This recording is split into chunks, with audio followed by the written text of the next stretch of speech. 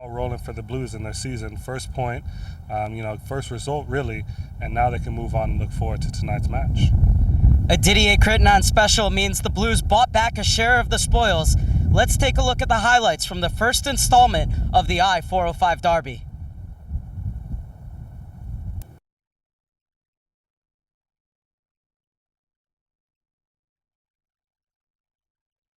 The Galaxy in their home blues, OC Blues in their orange aways. Long ball by Villarreal. This one down the middle of the park. Slager showing his speed. He'll take it towards goal. Slager fires it, saved. One too many touches before getting it away. There's a chance, takes it into the penalty area. No foul, no penalty, and cleared away. Trying to send it towards goal, and it'll be wide of the near post. Gets away from his defender. Good move there. Plays it low in front for Jack McBean and cleared away. Villarreal playing back post. Slager heading through and did not hit it well. He was also offside. Yeah, he got the ball, but the follow-through got the ban, you know.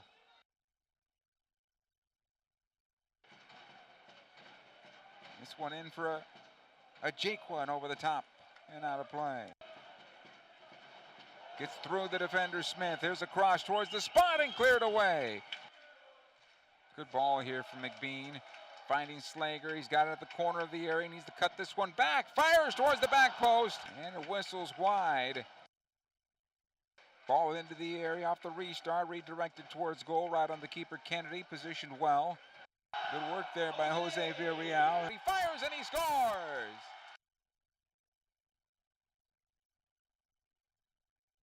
Might have a chance. Fires. Score!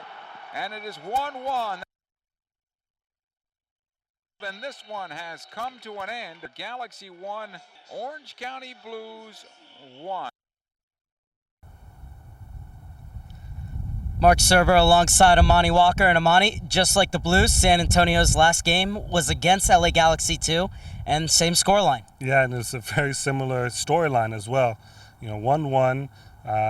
Galaxy came out firing, had a lot of opportunities, finally get one. But in the 89th minute, Alvarez comes and scores for San Antonio for another 1-1 draw. Come from behind, draw, getting the point, salvaging something from the game. And it shows the resolve they have.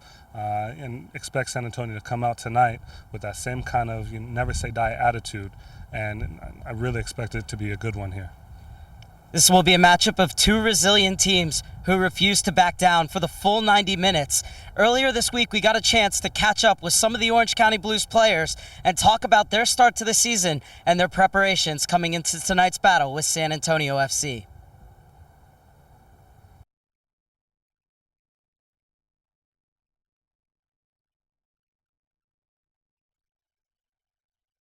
So we're here with midfielder Mats Bjurman. First of all, congratulations on getting your first point against the LA Galaxy. What allowed you guys to be successful in that match? I think the intensity during the week of training before that really helped us. The last two losses that we had prior to that game they were eye-opening for us, and we knew that we had to really commit ourselves to training and working hard, so I think that definitely helped us a lot.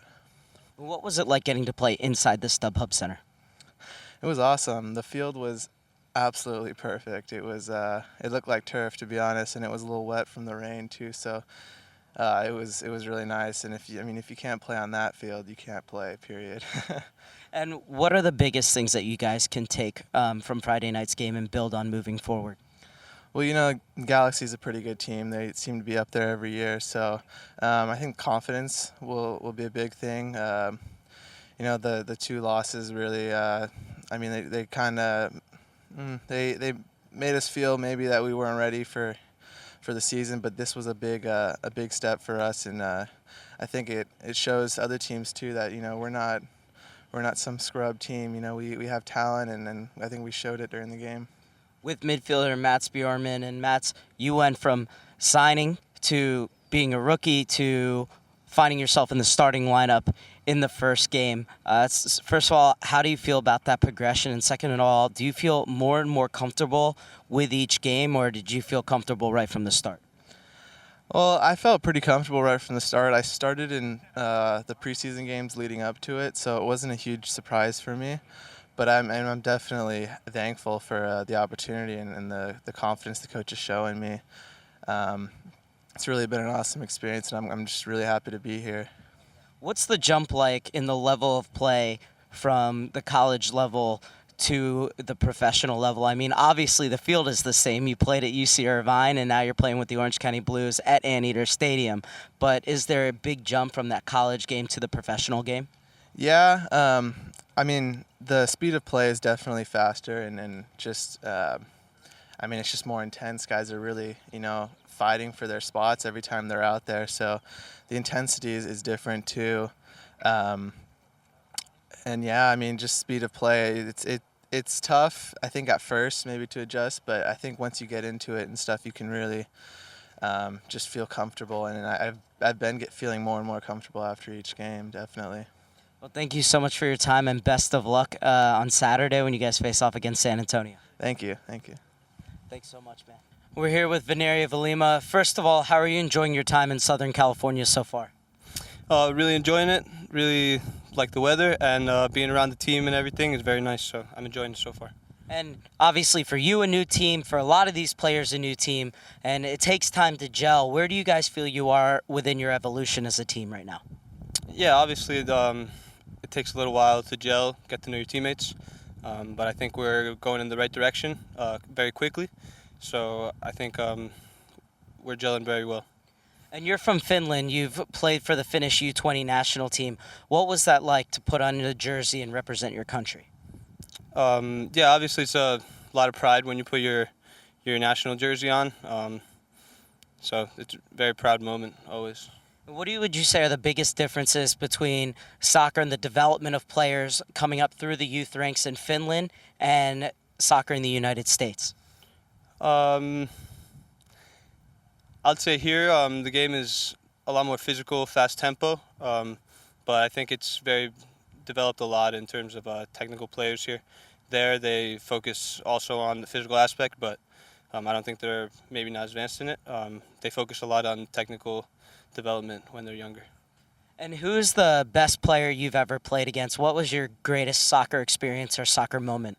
Last year I got to play against the great Raul from Real Madrid, so that was an amazing moment.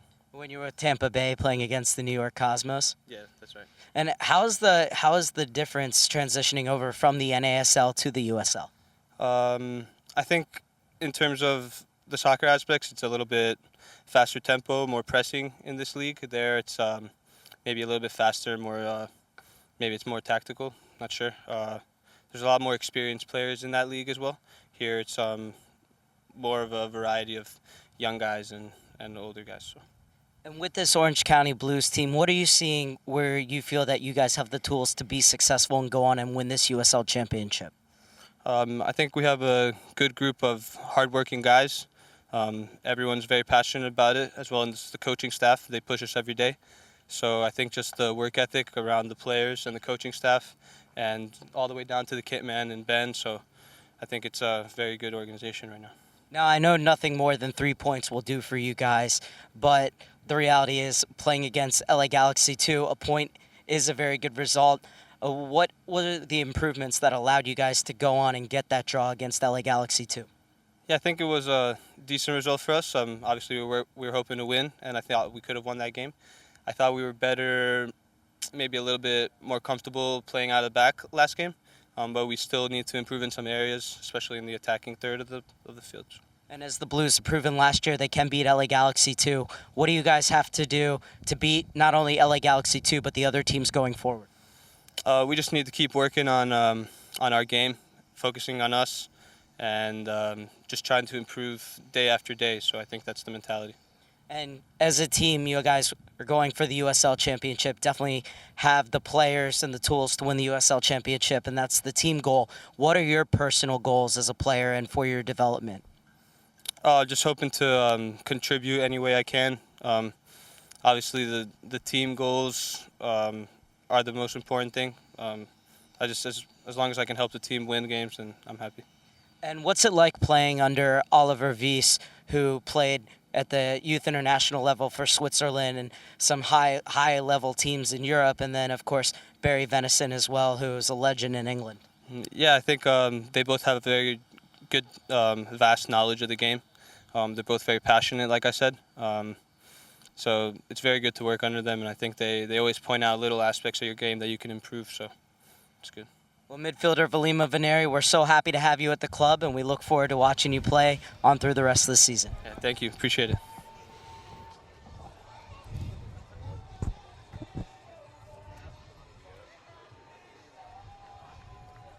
We're minutes away from kickoff between the Orange County Blues and San Antonio FC. Mark Serber alongside Amani Walker. And Amani, what do the Blues have to do to get their first win of the season tonight? They have to be very secure and sure in the back, and they have to put away their chances. San Antonio is very good at getting in between the lines.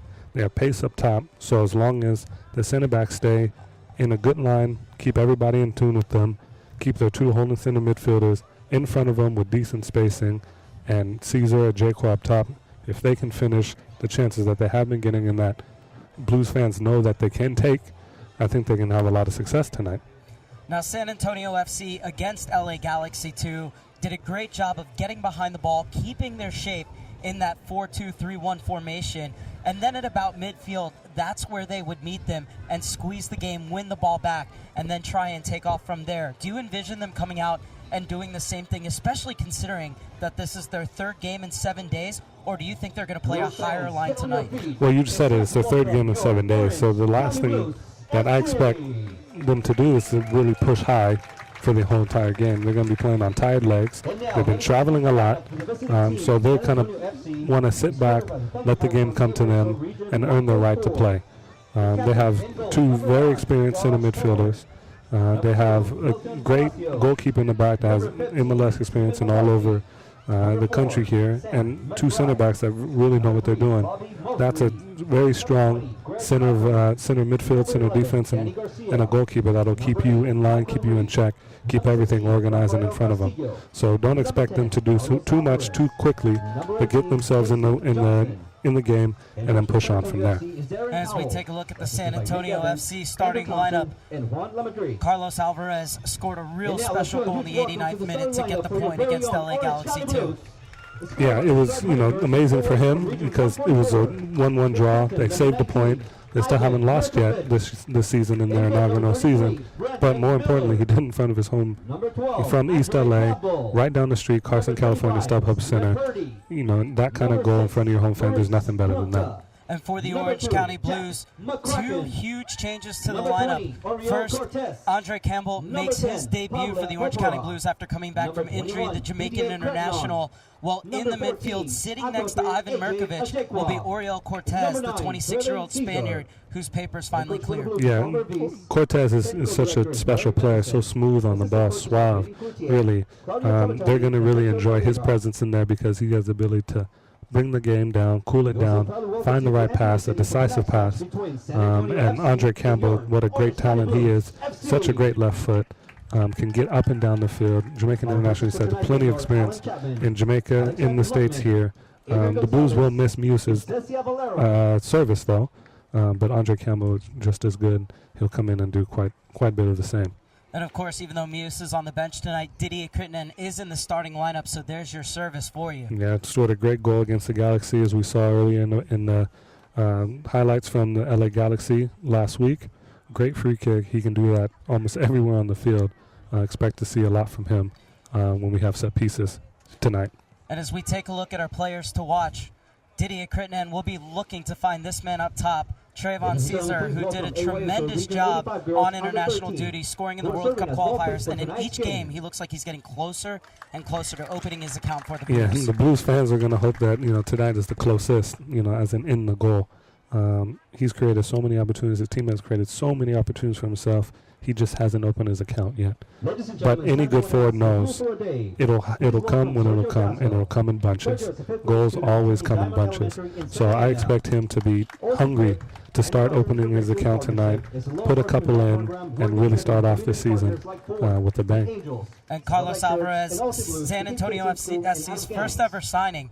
And not only can he score goals as he showed, but he's just a tremendous creative playmaker. Yeah, expect him to sit in between the lines underneath Johnson and in front of Castillo and Reed, and he'll try to find just little pockets of space where he can turn and get at the back line of Plunka and Purdy, because as soon as he gets going towards goal, it's very hard to stop. And he's so creative on the ball, being able to play 1-2s here and there. And as we saw against the Galaxy on Wednesday, he has a nose for goal. And if he gets a little bit of space, it's going to be good. And Carlos Alvarez's family is here tonight as we're going to take a break and listen to the playing of our national anthem.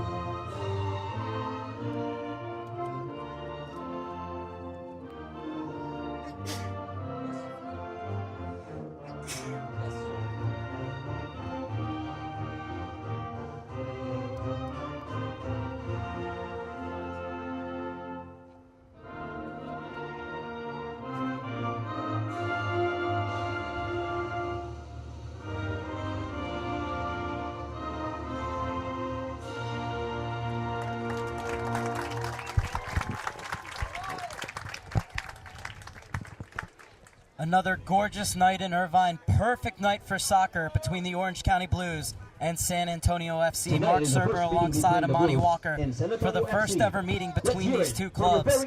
And San Antonio FC, 1 win and 2 draws. Not a bad way to start off your history. No, you obviously you want to get off on the front foot. 9 points would be the greatest thing from those 3. But undefeated, that means this team is resilient. They don't know how to lose yet, and that's a good and bad thing.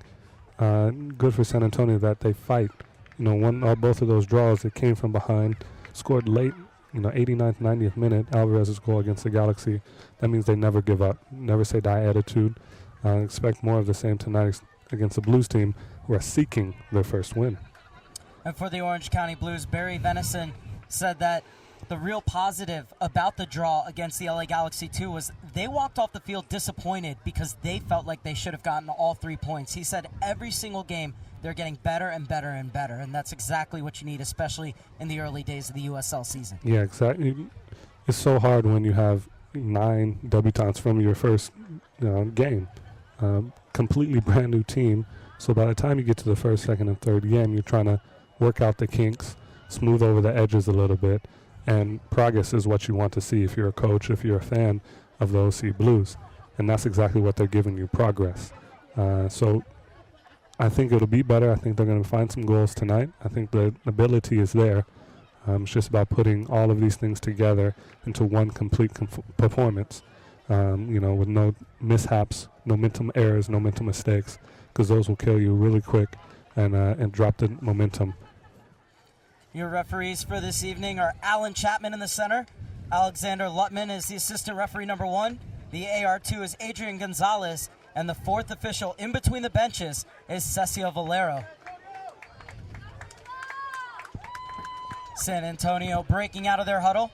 Well, the Orange County Blues going through their final sprints.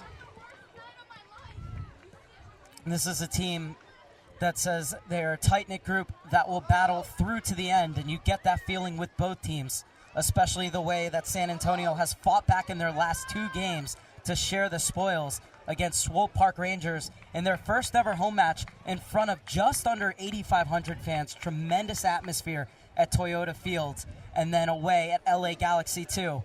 Now must face off against an OC Blues squad that is getting better every game and is hungry for their first win. They still believe that they have the side that's going to go on and win this Western Conference championship. As we're all set for kickoff, and it is Orange County in their blue with white stripes, and they will be attacking to the right of whatever device you may be watching on. Well, SAFC in their all-white away kits will be attacking to the left. When we talk about that continuity, and Cortez, and this is his first game, but he's been training with the team since the beginning of preseason, so he knows this side well. So you're not going to see kind of having to re-gel again, but one of the biggest switches for the Blues, which I think really gave them that upper edge in the game against Los Dos, was the fact that they moved to 2 holding midfielders. Yeah, and just kind of the modern day formations. You know, you talk about formations, people argue till, you know, the cows come in. But really having 2 people sit shores up your back line. You know, you have 6 people who are thinking defense first. It makes it very hard to break through. It's very, it's easier to defend than it is to create. You know, in that sense with everything in life. So you have everybody, 6 people, over half your team thinking defend first. It's going to be very hard to break through, and you can get some solidity back there. Now, the opposite side of that is, you know, you're not going to create as many chances. But with somebody like Caesar, Ajekwa, Kretman sitting underneath them, I think the Blues will be able to find some good opportunities to get forward still. And on the opposite side of the ball, you have Danny Garcia, Carlos Alvarez, and Bobby Mosley, who can always find Jason Johnson up top. Yeah, and so you have to really be on your toes, especially with Johnson, not leave too much space in behind, because he's just going to run behind there, 40 yards of space. He's getting to that ball every single time. So the Blues are going to have to make a choice, sit back or push everybody forward, and we'll see what they do right here. And the first ever meeting between the Orange County Blues and San Antonio FC is underway. And it's the Blues going direct early. So McCracken heads it in, and it's repelled by San Antonio FC. Ajekwa. Second of a 3-game road trip for San Antonio FC. Is that ball looking for Cesar, and that just bounced in front of him. Had it held up a bit, he might have had a chance to hit that on the volley. Instead, it's cleared away by McCarthy. Blues keep it in the offensive zone. Ajekwa stationed a bit more out wide. Yeah, it seems so. He, playing a little bit wider today on the right side. We'll see if he sticks in there, if he finds his way, drifts in the middle in the 10 kind of roll. McCracken pushes it onto Ajekwa. Little touch out wide, was looking for Cortez. Unable to reach it for his first touch in a Blues jersey, and will go out of bounds for an SAFC throw-in. Warm welcome to everybody listening in San Antonio, Texas, and the metro area, as well as here in Orange County and wherever you may be.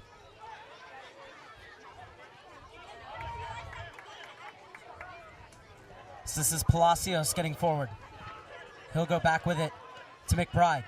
Inside for Garcia, and Garcia fouled by Campbell. And he's a player that Campbell did the right thing there, getting right on top of him, because against Los Dos, Garcia was very integral in creating off the dribble. Yeah, and as soon as you give him just a yard of space, he's turning you and he's already running at your back line. So the tighter you can stay on him in the right areas, force him to play backwards and go backwards, you'll find a lot more success in keeping everything together. Bought down in the midfield, and why not have it go? Miller watches it go wide. Not a bad idea early on, but Miller was alert. Yeah, I think we just wanted to test him there. Miller's coming a little off his line. He likes to play there. Reed noticed that. Tries to put it in behind him. Miller had it covered all the way, though. So goal kick for the reigning USL goalkeeper of the year. I was looking for the head of Caesar. And instead it's Castillo to go the other way, trying to find Johnson. 2 goals in 20 appearances last season with the Chicago Fire. Johnson took him just 10 minutes to reach that mark for San Antonio FC, scoring in the 3rd and 10th minute of their inaugural match at the Sounders too. Yeah, he's such a good talent. I think that experience at the Fire really helped him blossom, even if it didn't score too much. He's finding his space now against USL squads, and I expect him to score a lot this year. Towering header by McCracken. Ajekwa brings it down. He's stripped of the ball, and Garcia wants to run at the back line. Knotted through for Johnson. Johnson has a step on Campbell, fires, and getting down well at his near post is Brandon Miller to make the save, but at the expense of the first corner kick of the game for SAFC. Garcia finds himself in a little bit of space, sucks both the center backs up and towards him, and Johnson just makes an easy slip and run behind. Andre Campbell was quick enough to get there and push him far enough away, but that's what I'm talking about. It's just a simple sucking the center backs out. Two defensive mids can't hold him. He finds that in between the lines. One ball through, and they're in. Blues are going to have to be careful for the rest of the game. Something similar doesn't happen. 5 players camped out in the box, and Castillo making his way in as well. Catching practice for Brandon Miller. Quickly rolled out to Crittenden. Leaves it off for Ivan Mirkovic. Long ball looking for Cesar. He's in, rounds the keeper, and is that going to be a handball? It's going to be a corner kick. The referee says that his hand was against his body. That's the only thing I can think of. Otherwise, that's a red card and a penalty shot. That's incredible save. The referee had a little talk with him there, it looks like. But what a job by Caesar. What a ball by Mirkovic. Just to dump that in there.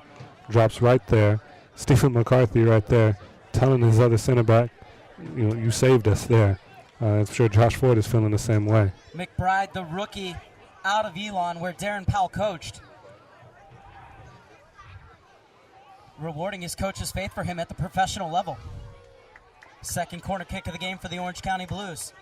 Do the Blues have shouts for a penalty there, or did the referee get that one right? It was hard to say. I haven't seen the replay. It looked like it hit him in his body, and his arm was against his body, as in wasn't going to move it. It's a very hard call to make, especially within the first 5 minutes of a game. That's a game changer. This one rode along the ground looking for Popara.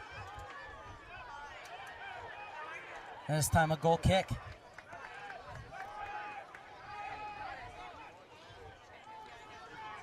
And a chance for the beleaguered defense to catch their breath as Ford chips this one over to Palacios. The Honduran was looking to get forward. Now he stops, and they're going to hit the reset button, San Antonio FC. McCarthy. Checking into the pocket of space is Alvarez. Already both defenses have been put on notice. Balls in, over the top, one through, making their goalkeepers work. Campbell trying to get forward, but Palacios beats him to the punch. Palacios has a really long throw, a la former Blues defender Jimmy Turner. Anything in the offensive end, and the Blues are going to have to play the throw in like a corner kick. Yeah, it's just another set piece to add to an arsenal of a team. It's so invaluable. Ball over the top. That's a gorgeous ball over the top, but Ford skies over Jaqua. Having a long throw is just so invaluable. You look at even teams like Stoke City that can employ it. It's just having another free kick, from another corner from anywhere in the opponent's half. Yeah, it's just such a good tool to have and to use. You don't have to use it all the time, but when you do, you have to make sure it's effective. Speaking of Stoke City, the number 3 Bobby Mosley is on loan from Stoke City, the under-21 Irish international.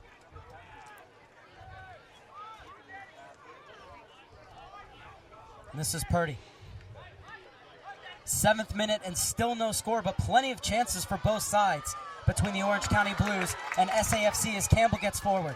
Flights it to the back post, and Mosley right on cue gets back to clear that away, but it will be a throw-in deep in SAFC's end for the Orange County Blues. Orange County found their outside backs very high, pushing their, Popora, pushing the Jaqua inside, giving those outside backs space to move forward, to get crosses in the box and to cause trouble for SAFC's back line.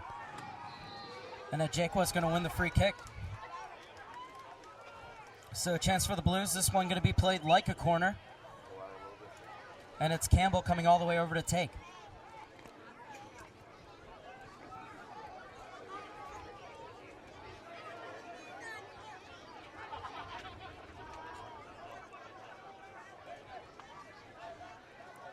He's going to look to whip this one in. And referee Alan Chapman holding things up as he's not happy with something going on in the box. Bit of extracurriculars. That's to be expected. As Purdy is in and a player goes down, and they're going to give him a free pass out of the back. Yeah, you can't foul there. You know, no matter what Caesar thinks he did or didn't do, you can't foul when you have a set piece in such a dangerous position. Just find your spot, get to it, battle, but don't foul the other team. Ford with the goal kick. Looking for San Antonio FC's Jamaican international Jason Johnson. Garcia gets back to Palacios. In for Alvarez. Alvarez, good strength, but the foul's called on Ivan Mirkovic.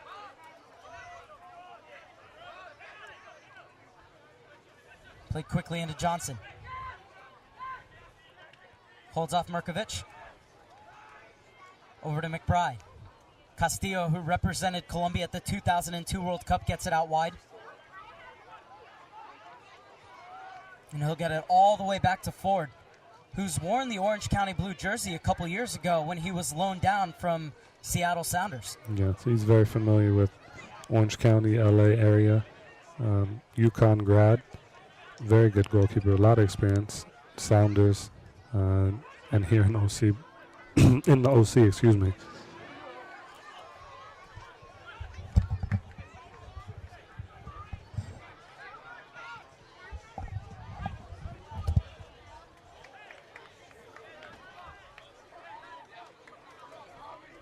People on Twitter say one of our mics is too loud.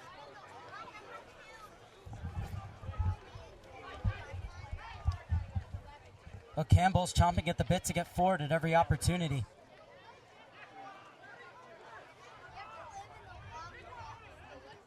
Cortez, perfectly weighted ball over to the far side for McCracken, but Mosley gets there first. Leaves it off for McBride. It'd be 1-0 if it weren't for McBride. Great save on the line. Kept his team in it.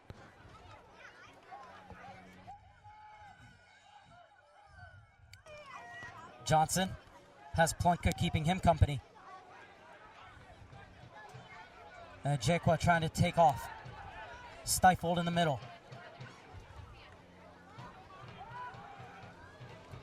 That ball looking for the run of Cochran. Plunka over to his center back partner. And Purdy to work it out of the defensive end for the Orange County Blues.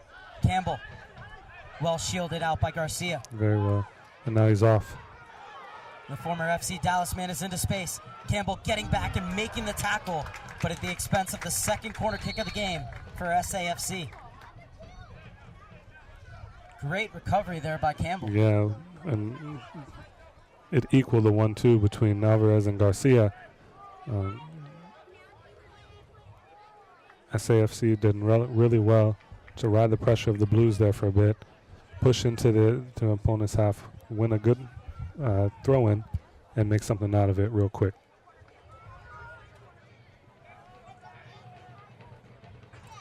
So this will be an in-swinger from the near side.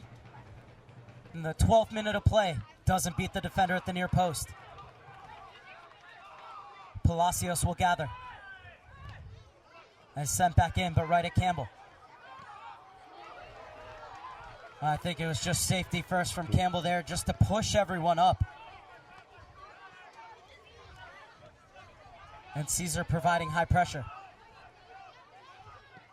Caesar will dictate it though, but everybody has to go off of his movement. Yeah, one can't go while the rest of them stay. So everybody behind him has to, tell him if he goes to hold or if they're ready to go with him, that he can go.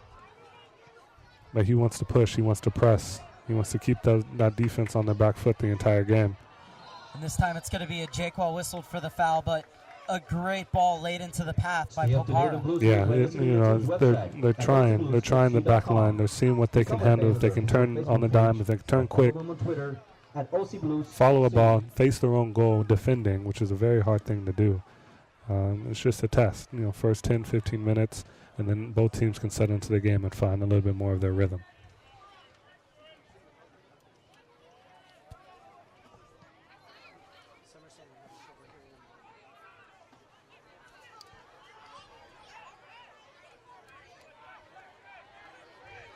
Ford looking for options. As we're into the 14th minute of play here at the Anteater Stadium on the campus of UC Irvine. Orange County Blues looking to hand San Antonio FC their first ever loss in franchise history. What a start it's been to life in USL for SAFC.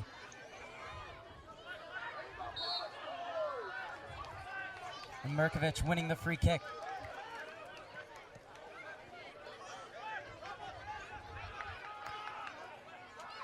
Quickly taken for Cortez. Crittenden. And Cortez has this time to pick out a pass, elects to go simple with it. And the Blues will just look to keep possession. Crittenden is screaming for it over on the far side. Yeah, the three, Cortez, Popara, and Crittenden, I think have a little bit of freedom there in the midfield. You know, as long as they occupy the right spaces, I think Coach Wiese has allowed them to roam and find their own spaces, their own pockets. Popara was started here on the left, in the right, middle. Now he's central, back on the left again. But really giving Andre Campbell and Jackson McCracken the ability to move up and push the two outside backs of San Antonio. And getting up and winning the free kick is McCracken. Tremendous effort from the outside back, chasing after what seemed to be a lost cause. And he takes a kick in the gut for his troubles, but it will be a free kick for the Orange County Blues in a precarious situation. Yeah, you know, Crittenden looks like he's going over there to take it. Some pieces are where goals come from, and the Blues have seen it in their last 3 games. You know, a set piece goal in every single one of them, either for or against. So you really have to take care of these. Every single one you have is a great opportunity to score, and you have to treat it as such. We saw Crittenden score one against the LA Galaxy too. Really no angle for him to do that this time around, but he will look to whip it in. And of course, order number 1 for the Blues is no fouls. This one sent high to the back post. Plunka tried to head it back across. Campbell puts it back into the mixer. And Popara lifts it to the far side. Brought down by Crittenden. Looking for that half yard of space. Clips it into Jaquan. Headed away by McCarthy and helped on by Cochran. Popara is going to square up to Palacios. He elects for the early ball in, just over the head of Campbell. Good sustained period of pressure from the Blues as Caesar turns into the channel for Campbell. Campbell lays it back across. Great job by Ford to stretch and not allow that one to get through to a Jaquan. Yeah, Ford let San Antonio off the hook right there. The Blues have done so well, keeping that ball boxed in after every clearance. 2 half clearances wasn't convincing enough from the back line of San Antonio. Blues finally get the chance in. Ford comes out, makes a great stop on the cross across from Campbell. But, you know, Blues should be, you know, feeling good momentum now. Come out starting, find that little bit of space, sustain possession in the opponent's attacking third. Something good can be coming here. Now San Antonio FC doing the smart thing, just keeping the ball to catch their breath back, and then they can go forward when the gap opens up. And Purdy makes sure that it doesn't. If ball forced in there a bit, Purdy comes up good and challenges Alvarez. But San Antonio want that. They want to slow the game down. They want to possess, and they want to get in, you know, after a little sustained period of possession after the Blues have tired out a bit.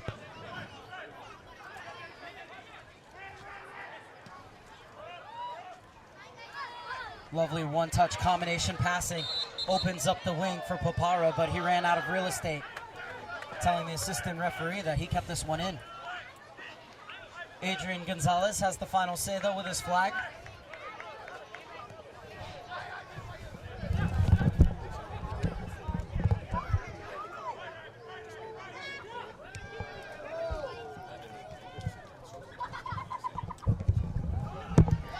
Johnson brings it down on the chest. Able to keep it for SAFC, gets it off to McBride. Far side for Mosley. And went off him last in the referee's point of view, so it'll be a throw-in for the Orange County Blues. Become a fan of the USL on Facebook for exclusive news and interactive content. 18th minute In a very lively game here between the Orange County Blues and San Antonio FC. Yeah, it's back and forth. You know, both teams have had opportunities to score, good ones in that. Blues have had better of the Follow at chances. USL on Twitter to keep up with all the live action during the 2016 USL Both season. teams have come and stuck to their game plan. And I think that the Blues need to score quickly here, or else San Antonio will start to bunker in and might find one on a counterattack and go 1-0 up.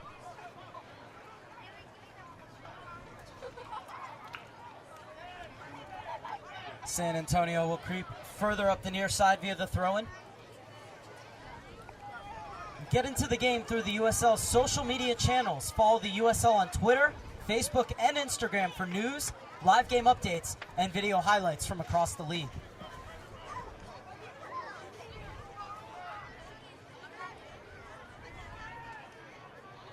Alvarez fighting for and winning the ball on the far side. Bit of a heavy touch allows Ramos to come over, and Purdy Ramos does a good job to shield that one out of bounds for a goal kick, which Miller wants to take quickly. And now he's going to take his time.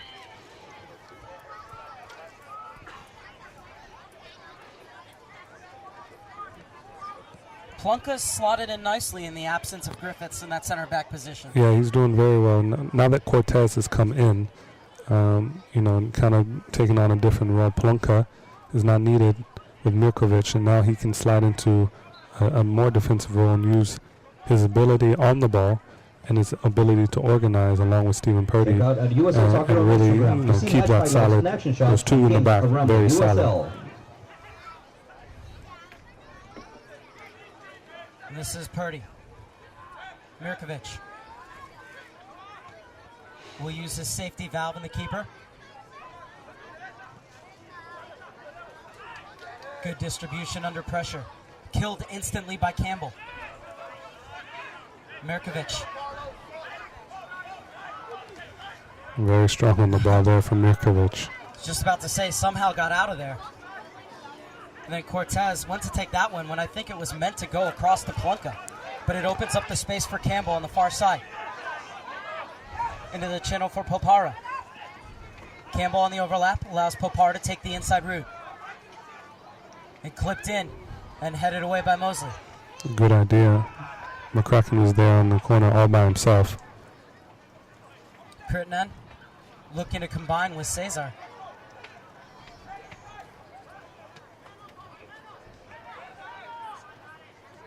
This time it's Popara showing his strength.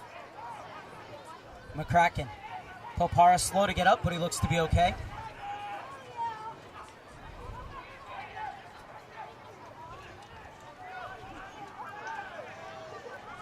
Spray to the far side for Crittenden. Crittenden steps in, looking to curl it to the far post. Tailing just over Josh Ford's goal. We would like to thank But such a good LLC for being a little partner of spurt Orange of County possession Blues there for the FC. Blues. That's exactly what they want, to be able to put the ball deep into the opponent's half, into the attacking third of the Blues, and be able to maintain and keep possession. You know, started with Pavlo Popora, going out to McCracken, coming all the way back out to Campbell, and again to Crittenden. That's what the Blues need. That's how they're going to break down San Antonio by being slow and steady and calculating in their possession and attack. Into the middle for Reed. Looking into the channel for the run of Cochran. Played behind Johnson. Miscue on the clearance by Campbell. And now Plunka in a one-on-one battle with Johnson. And Campbell trying to atone for his error. Johnson going for the spectacular, and Miller cleaning up the mess. Good strength there by Johnson, though, to keep that in play and to get something on it. Great skill by Crittenden as well. Just a little feint to put off Castillo. It Cesar left the starting gate just a second too early.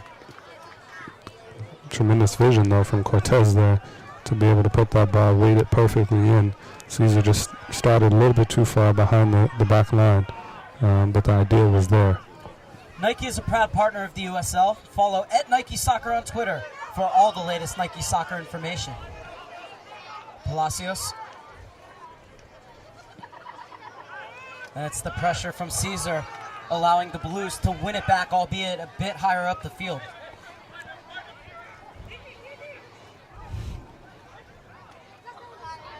Little flick on from Crittenden. McCarthy saw the danger. Purdy heads it right to Garcia. Castillo. Purdy felt he was offside. Referee's flag stays down. And Johnson trying to spin Campbell and winning the free kick. Superb by Johnson. Didn't do too much there, but he got such a big reward. Just a good run out wide, in behind Andre Campbell, where Andre Campbell had vacated that space. Finds it, holds the ball up, gets a foul. Now they have a set piece in a dangerous position. Castillo stands over the dead ball. 24th minute.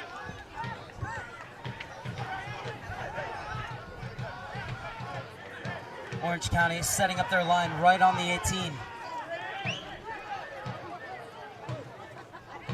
5 players queued up across of it for San Antonio FC.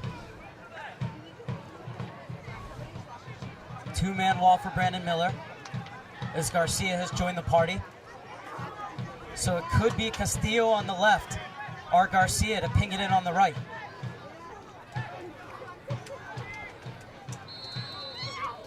And it's going to be Castillo trying to catch Miller at his near post. He beat him, but the post comes to the keeper's rescue. What a great shot by Castillo. Catches Miller off his line and sleeping a bit. Mosley sends it back in. Purdy able to head it away from Johnson. Crittenden controls it in midfield. Popara into the gap. And Ajekwa spun off. But closer to the ball would have been Caesar, but he wasn't making the run. Palacios looking for Johnson over the top, but Purdy is well stationed.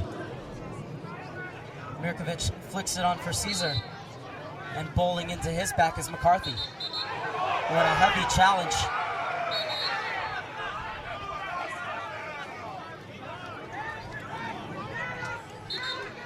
And now, is there going to be further punishment for Palacios? I think the referee had already called a foul. The Blues had taken it from the wrong spot. Ball goes into Popora and he gets fouled by Palacios. But the ball wasn't even in play at the time. So now, all the Blues players are mad at Palacios' poor challenge. But there's nothing the referee can do, and the ball was already out of play.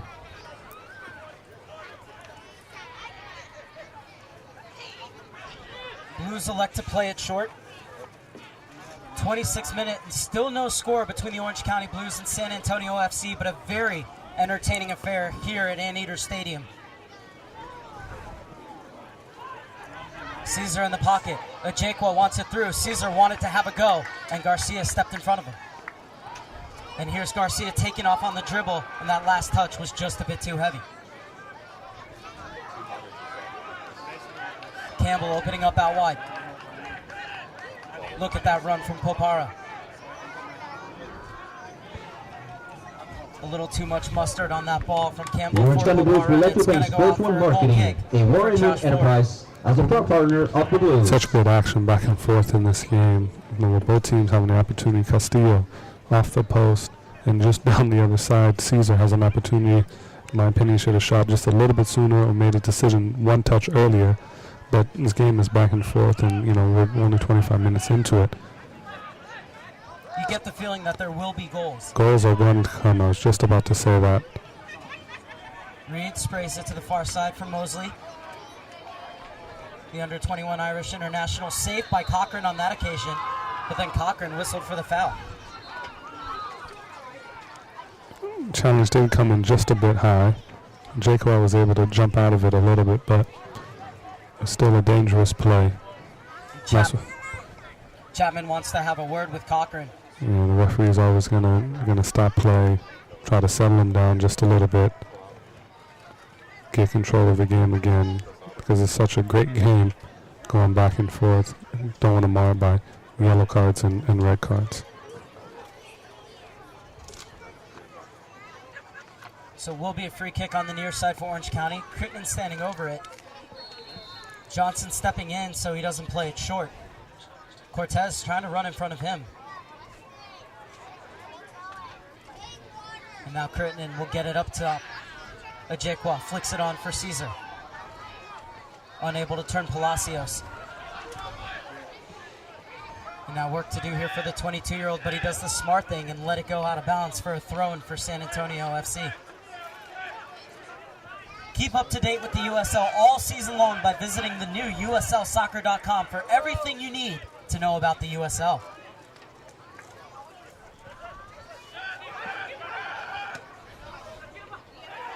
Purdy over in cover, and they're going to say it went off the arm of Garcia. Popara plays it quickly to Mirkovic.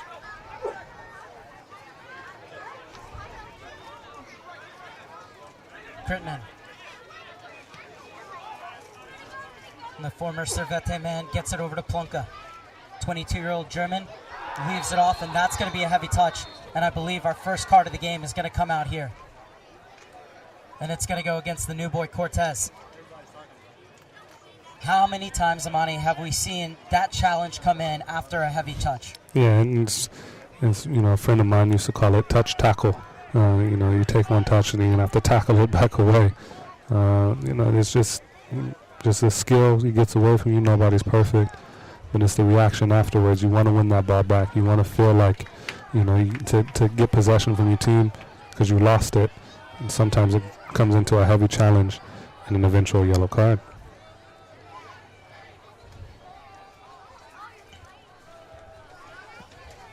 So Cortez, the first player to go into Alan Chapman's book, on the verge of the half-hour mark at Anteater Stadium. Ladies and gentlemen, your attention, please. Yellow card caution has And just like you said, that touch tackle, we see it with every team in every single game. It's just something that happens, like you said. Your first reaction was, I got to get that ball back, but you end up lunging in. Exactly, and if it's mistimed, because you're so desperate to win it back, it can end up in a serious foul and a card like we saw against Cortez there. But it happens in the sport. Everybody expects it. It's just what you do after the next play. Have you visited the new USLsoccer.com? Cortez recovering to win that ball in midfield, but eventually it goes out for a throw on the far side. Palacios pushing people up. Says, don't you remember the kind of throwing that I have? Get further forward. Palacios skies to win that header. And the foul as well. Slow to get up Palacios, but they want to play it quickly, San Antonio FC. Yeah, fell hard underneath Popara's challenge. It looks okay now as Castillo takes the free kick long. Floated forward by the Colombian, and the offsides flag goes up. But the Blues have possession, so Chapman waves play on. Krittinen in the center circle. Weaving his way through. And the foul will go against Castillo. And Castillo will get a yellow card as well.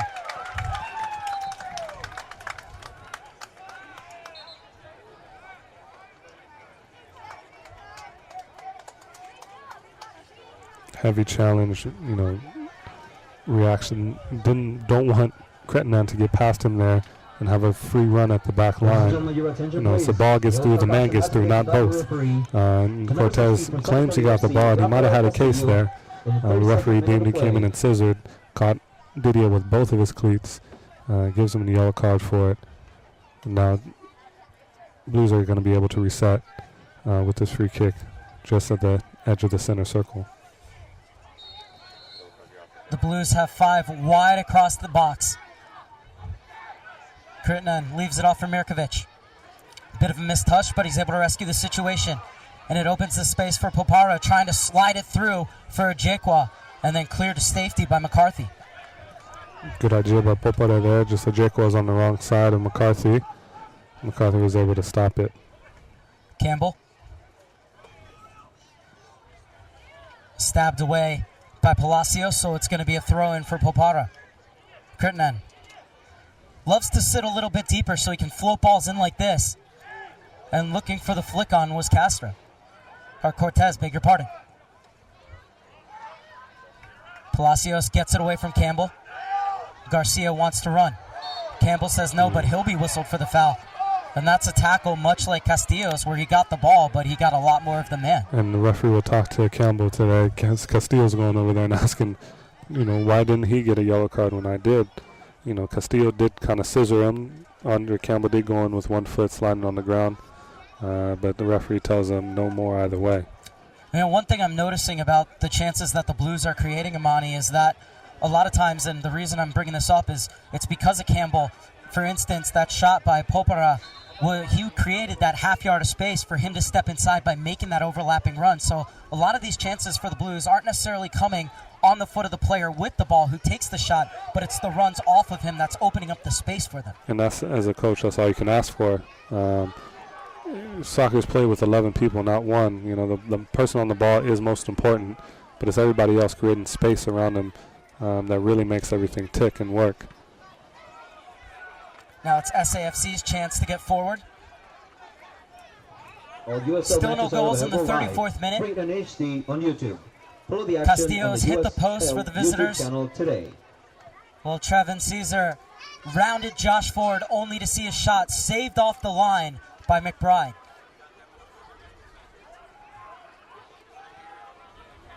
Castillo's found a little bit of space.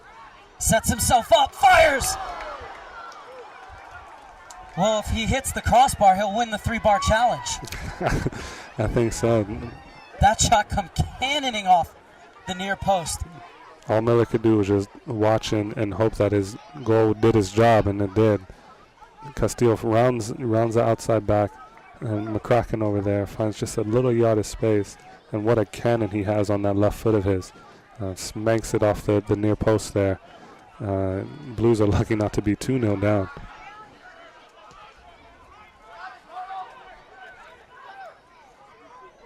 Purdy doing the right thing, making sure to get ahead on it just to get it away, and then Miller was able to get to it before it went out of the box. Mirkovic turns right into pressure, and Johnson, something could be on for him here. Tried to thread it through for Alvarez, but he wasn't making the run across the top of the box. And I know Miller wants to play quick and Mirkovic wants the ball, but you have to weigh your options and maybe not play that ball right in the middle when you guys are stretched. Miller collects it, maybe takes a second or two, and then finds somebody out wide or even kicks it long. Crittenden, loose touch from Caesar, allows Garcia to set off, and Plunka steps in. Great interception by Plunka. Played as the holding midfielder in the first game against WFC2. Didn't feature against St. Louis FC, but came back as the center back against LA Galaxy 2 and has retained his place here tonight in the absence of Brenton Griffiths. Yeah, and he's done such a good job. He's so calm on the ball, but he has a great defensive mind as well, which is going to slot in perfectly next to somebody experienced like Purdy. Cortez, Crittenden. Blues are finding those little triangles and working off of them. And screaming forward inside is Crittenden, trying to engineer that half yard of space. Poked out for Campbell. Trying to get to the byline. Palacios brings him down, and the referee points to the spot. We were talking about Campbell. He's up there. He's causing it. He's not going to, most likely not going to take the penalty.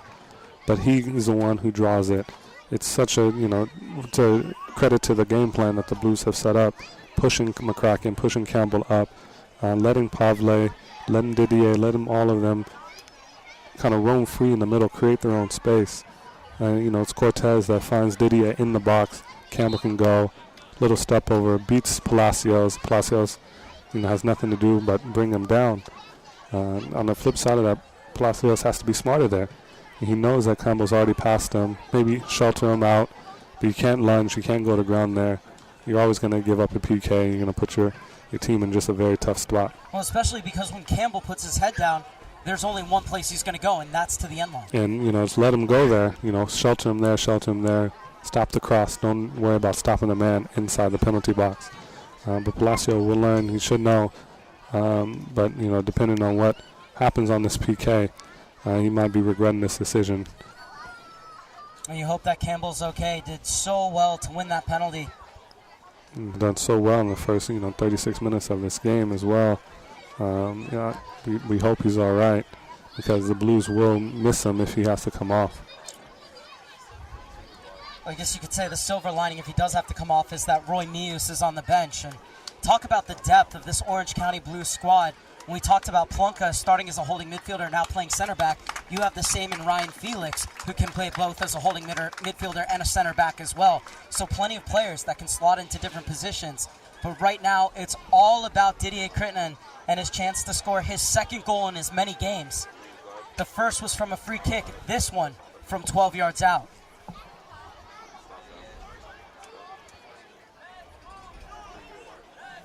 So the man who had 7 goals in 20 appearances last season, looking for his second and 4 here. Ford making himself as big as possible.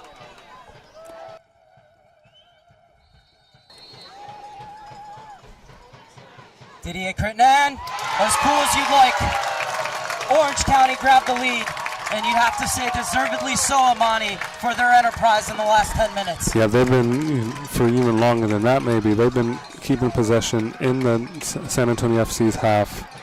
Solid possession, creating good half chances, but really pinning San Antonio back. And it really capitalized when Andre Campbell was able to get in the box, get fouled, and Didier Crittenden, converts from the spot. All credit to the Blues. Now it's the flip side. What can we do in the next 5-6 minutes if I'm a Blues player to hold this lead, and let's get into halftime with a clean sheet?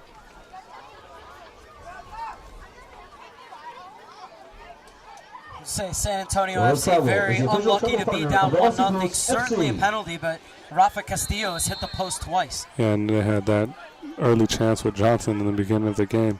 It's not like San Antonio FC has been sitting back and letting the game come to them. They've been defending as a unit, defending well, but attacking, very strategically and very clinically. It's just unfortunate that they didn't have the post didn't like them tonight. Garcia too tactile for the referee's liking. And now we're going to have the substitution for Campbell. Has to come off in the 41st minute of play, but he did the business. He did. He much like his fellow countrymen 2 weeks ago against St. Louis, creates a goal and then has to step off because of injury. And it's just unfortunate that he can't continue on further. But Muse will come in and do a very, very similar thing. The Blues are blessed to have 2 left backs that are of such high quality in serving the ball and in playing forward, defending as well. So I don't expect too much of a drop-off as Muse steps into the left back position. Muse steps inside of Garcia. In for Crittenden. Caesar turns. Ajekwa had pulled out wide, and Caesar played it too close to the center back. Well, Ajekwa did the right thing, taking 2 or 3 steps off the back shoulder of that central defender, but Caesar couldn't pick him out. No, Ajekwa did well just creating his own space inside the box. A good forward, any good attacking player really knows how to create their own space just by taking 2 or 3 steps in one direction. And Ajekwa did there, just Caesar couldn't quite find him. And now which way is this foul going to go? It's going to go in the way of the home side. Greenbaum is the official Much to doctor the of the chagrin of OC San Blues. Antonio FC. Dr. Greenbaum is located in Irvine. Learn more about him by visiting ocsportsmed.com. Powell, I think thought that Didier brought him down, but it was only in reaction to the shoulder check that he received. And now Garcia can't believe that he's going to be whistled for the foul as Muse goes down. And the yellow card is going to come out against Garcia. I think that's more for dissent than for the tackle.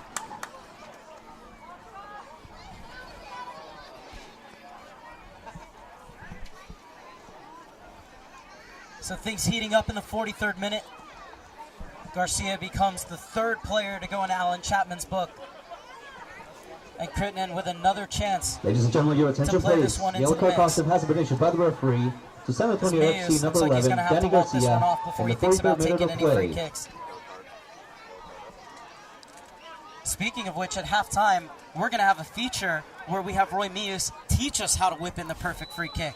So stay with us in between the halves here on USL's YouTube channel, as that one was whipped in well. Not out of the woods yet, though, San Antonio FC. Crittenden. Curled toward the back post, but over the head of a Jaquan and out for a goal kick. Tickets are now available for the next Blues match on Wednesday, April 20th, when they take on Barry Portland Timbers Venison FC2 told in us the first before match this of game 2016. Cortez Your kind ticket of officer reminds call him to of purchase your Sergio tickets Busquets. today. Doesn't really look like he's working, and yet he's always in the right spaces and always playing the right ball. He's just so adept at covering ground and knowing which spots to get to. Yeah, Cortez has found himself, I think, in every position in the midfield and sometimes in the center back world as well, which is very similar to what Busquets will do. He'll find himself in little pockets, doesn't really lose the ball, doesn't really make a bad decision while he's on it. And we've seen from Cortez's quality, he's played some great balls in, play the ball into Didier Crittenden before he played it to Andre Campbell. So he wants to make a pass forward first, which is great for a midfielder. And as he gets more and more into this game, he'll settle down, and I'm sure he'll get more minutes throughout the season to really show what he's capable of. You can see where the Busquets comparison comes in, though, because you go back and you think, yeah, I don't remember him making one sprint. Yeah, but he's everywhere. But he's always in the right spots. But he's everywhere. That's a sign of a good player. Is more about managing your fitness.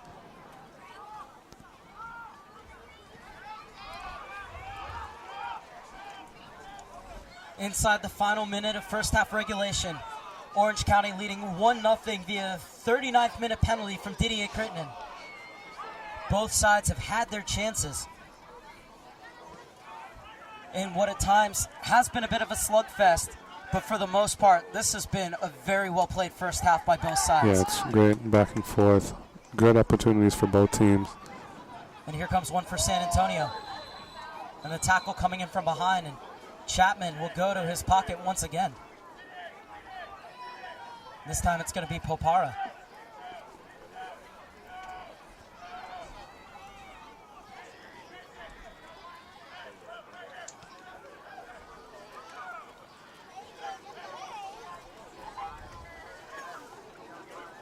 So Popara, the latest player to see yellow, as there's going to be 2 minutes of stoppage time, and possibly Ladies a and bit more. gentlemen, your attention please. The fourth official has announced that a minimum of 2 minutes of stoppage time will be added in the first half. And now you're thinking that even though the ball's so far out, Castillo might try and hit this.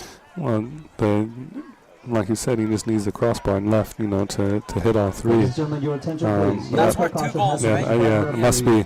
That's where all the kids are playing it, in the schoolyards. But it's a dangerous position.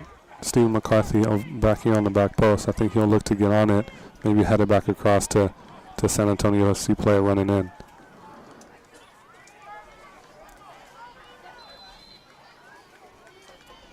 Castillo puts it into the melting pot. Bypasses everyone, will be a goal kick for Miller. It's the Blues just looking to see out this first half, go into the locker room with the 1-0 lead. A reminder to stay with us as Amani and I will break down the first half. We'll take a look at the stats, and then we'll learn from Roy Muse how to whip in the perfect free kick. So plenty to come at halftime.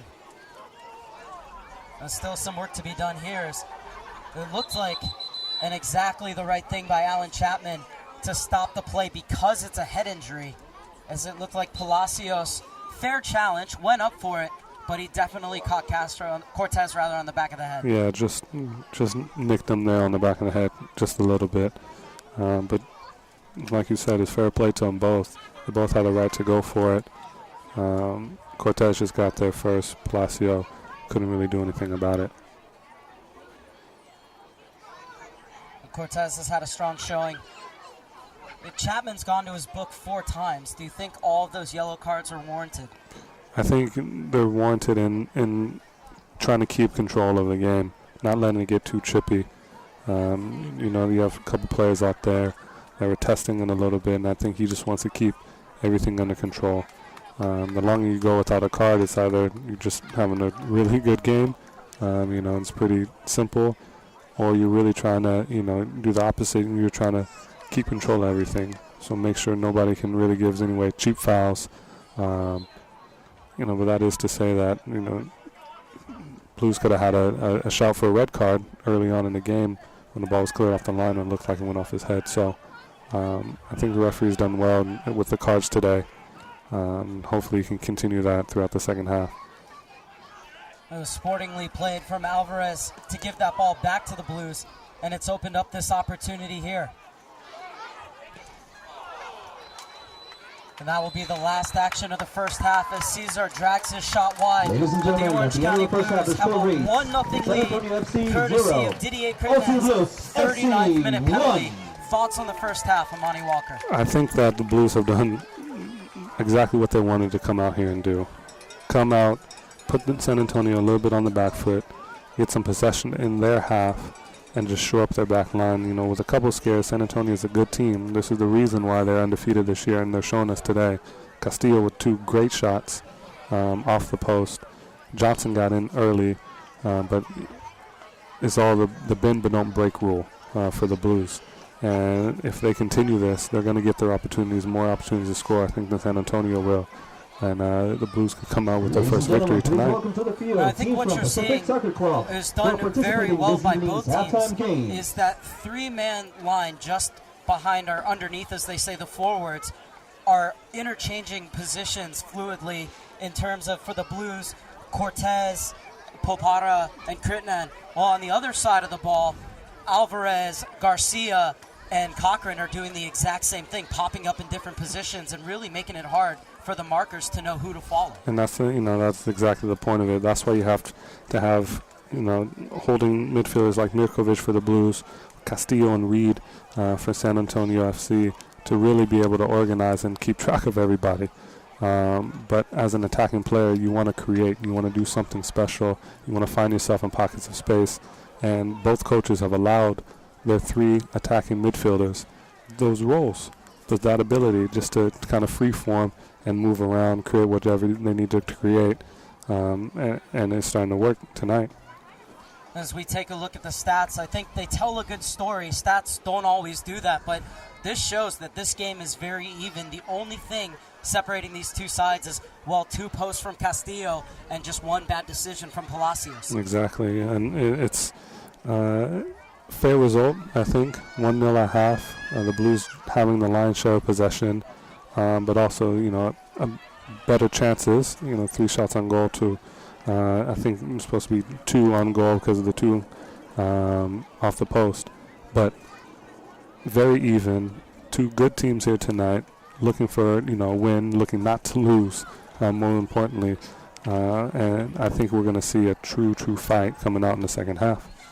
And remember, this is a San Antonio FC side that has come down from 1-0 in its last 2 games to grab a point. So this by no means over. 45 minutes down, 45 minutes to go. Orange County with a 1-0 lead, and once again it's come from a set piece. And speaking of which, the Blues know something about set pieces, and so does their 23-year-old Belgian, Roy Mius, who taught us how to whip in the perfect free kick.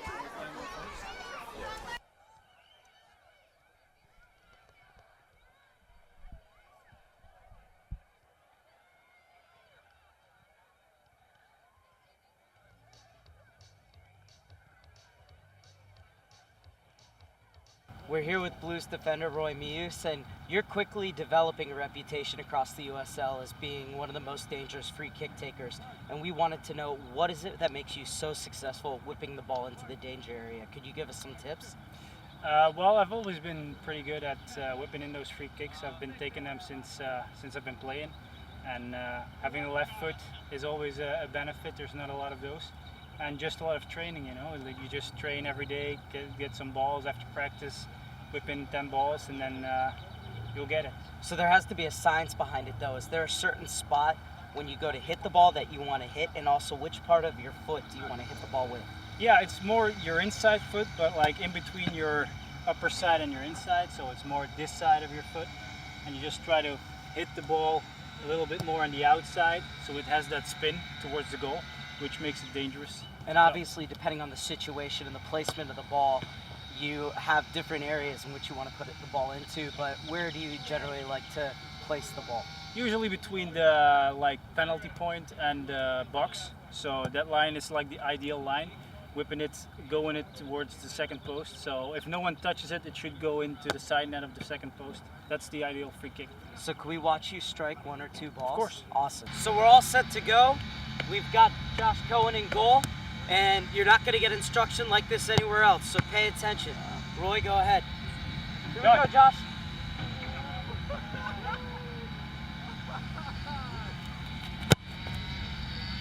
Nice.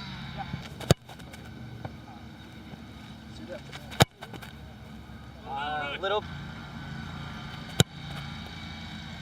Feel like I've learned a lot in just these few minutes. So now I want to test it out, and I want to see if I can do it as good as you. Let's see. And I also want to get your coaching points after I hit each ball. Okay, so remember I haven't warmed up, so this could be a hamstring or a groin within the first 2 minutes. But Let's see it. all right. So just got to change boots here. Strike the under part of the ball, and you want me to hit it with kind of where the tape actually is. Exactly It's not here that where bad. your laces start. Okay, A little higher, not with the inside, because you won't be able to put enough power. got it. Try to hit it with this one on the outside where you put it, outside of the ball, so Alright. it has that curve, and you also have the power to place it. Make sure So you're. how's my run up? Should my run up be a little more here, or should I be kind of more sideways to the ball? The further you go angular, the more it's going to spin. Okay, But also the less power you're going to be able to set. so maybe. It's how you feel. Some guys like line up their pace, but I just get a comfortable distance. Make sure your foot is placed a little bit behind the ball, so you have that lift off from the ball. If you place it too short, you're gonna hit it low. Okay. Let's see. That's actually. It's better than Roy's. Actually, a really good hit.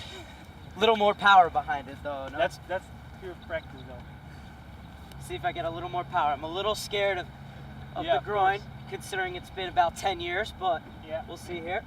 So we've got Josh out. Hopefully it's not too close that the keeper gets to it, but That's a great ball.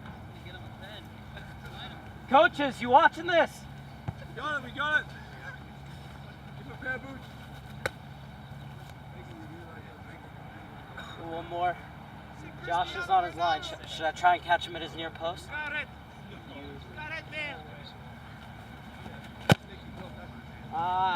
No, too much. Technique's really good. So what coaching points would you give me heading into this last one? Actually, you've been doing really well. The only thing that's missing is the pace, but that's because obviously you're not training every day, and that comes with hitting a lot of balls. You'll get the pace in there. I think technique-wise, it's really good. The trajectory of the ball is perfect, so let's see it if you can keep that up. That's a great ball. Well, can't get any better instruction from Roy Muse. Thank you so much for your time, and we look Thank forward you. to seeing many more of those free kicks throughout the rest of the season. Thank you.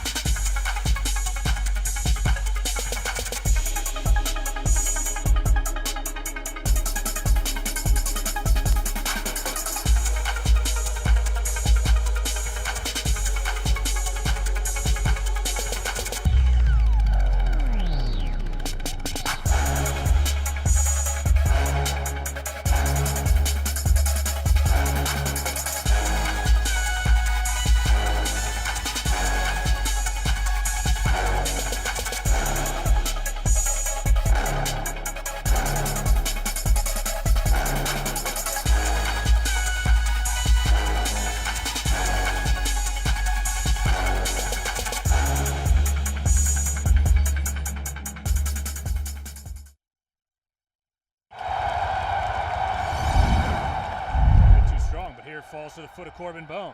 Bone over to Okoli. Look into scissor kick it, and there it is! The first ever goal at Nippert Stadium as FC Cincinnati strikes first. That one intercepted by Tainter.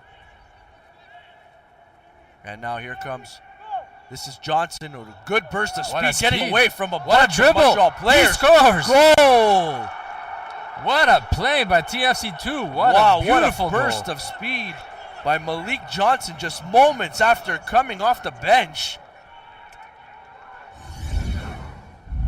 Last week, which frankly wasn't all that good. Bakers fires. Drive it, and Let's it's go! That was Oh! a bit of justice served there. He has been in the middle of so many attacking plays today. And a beautiful goal. Right there. To get away from Osorio. And here comes Montreal. A nice ball. Is Balou going to be able to get there? He chips it. Goal! What a goal! What a goal by Balou! Balou, first goal, first game.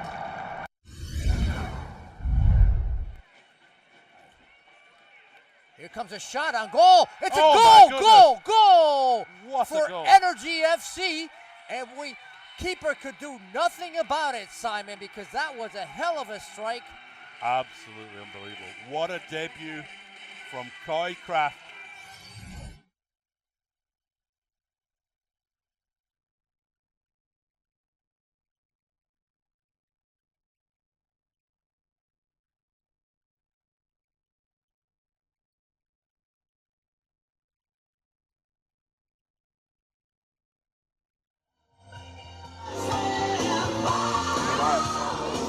USL Rising indeed, Amani. Some tremendous skills and world-class finishes in those videos. You see the USL every week. I feel like it's getting better. It's getting stronger. It's getting more skillful, more exciting. And I'm just so interested to see how far this goes, not only this season, but for years and years long to come. 1-0 at halftime. The Orange County Blues lead through a Didier Crittenden penalty 6 minutes before the interval. Rafa Castillo hitting the post twice for San Antonio, and just a really good back and forth affair. And I think the reason I'm enjoying this game so much is because it's so offensive. Both teams throwing everything forward. Yeah, both teams are and really not letting go. San Antonio sitting back just slightly, but doesn't mean that they won't go forward with fervor. They won't go forward, with intent. And they've really shown that tonight. Castillo, Johnson, Alvarez, Garcia, Cochran, they've all really pushed forward and shown that, they want to win this game. They want to get on the score sheet. They want to push San Antonio through. And one thing we saw against the LA Galaxy 2 game on Wednesday night was as the game went on, so did that line of confrontation got higher and higher and higher from San Antonio. Are we going to see the same thing tonight? It depends on, how tired the Blues get. If they start to sit back, not go forward with more intention, San Antonio FC will creep, and they'll creep until the Blues can't get out of their own half. So the Blues have to be wary of that, know that they still have to put San Antonio on the back foot. Blues are at home. San Antonio have been playing 3 games in 7 days. Blues are going to be the ones with the legs. So Blues are going to have to keep attacking, keep pushing forward, and not let San Antonio get themselves back in the game. Because as they've shown, they have the quality to finish. It's just all about one going in and then maybe getting another and another. Both teams back out onto the field here at Anteater Stadium. Less than 2 minutes till the second half kicks off. And if it's anything like the first half, then you're going to want to stay with us here in Orange County. Blues looking to hand San Antonio its first ever loss in franchise history. And it looks like Derek Powell is going to make a double substitution. As Terrier and Okioma getting set to come on for San Antonio. And Okioma, who scored that third goal against Seattle Sounders 2, if he goes in, he usually goes in up top. And that doesn't necessarily mean that Jason Johnson is going to come out, because he can play out on the wing. Right, Jason Johnson left-footed, he can play on either wing, and like he showed, over here in the corner on the far side, that he has the ability to take on players 1v1, get something out of it. So now he might be pushed out wide. It looks like Garcia has stepped out, and it looks like Reed, who played 90 minutes for the past 3 games, has stepped out as well and allowed Seba to come in, who's a good holding midfielder, and try to maybe push Castillo so Castillo can go a little bit more forward. Terrier, a Haitian international, and joins from the Charleston Battery, while Okioma joins from the Pittsburgh Riverhounds. So 2 players who know how to get the job done in USL. And Orange County, of course, had to make that substitution in the first half as Campbell went off injured. And it was such a shame because Campbell missed the first 3 games of the season through injury. Yeah, and he showed his quality tonight and how good he can be getting forward. The experience that he has. As Palacio gets forward here on the near side. And that's a lovely ball back. And the shot dragged across goal, and Castillo chasing it down, Miller baiting him, but he's always going to get there first. Looks like Okioma and Johnson are still in the middle, and Palacio will have a lot of room on that outside to move forward.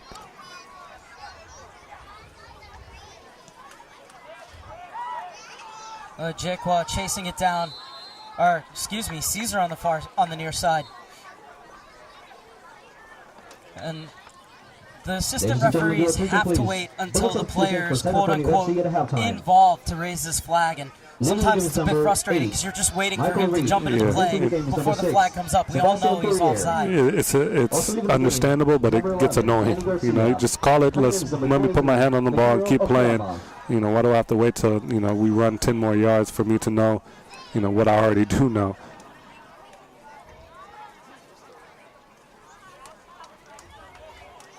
One in the center circle by Mirkovic. McCracken floats it forward. Perfectly weighted ball into the channel for Jekwa. And trying to step inside and winning the free kick is a Jekwa.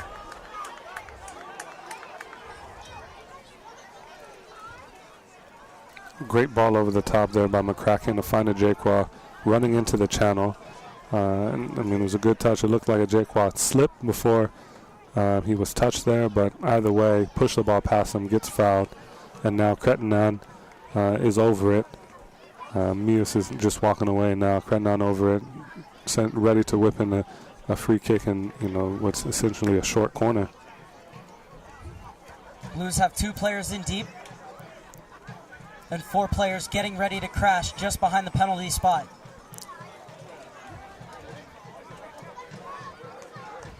Cretinan to bend it in with that right peg. Cretinan leaves it low, and it's cleared away. Popper is coming in there. Something from the training ground. Yeah, must have been trying to get on the end of that one. Johnson doing the chasing.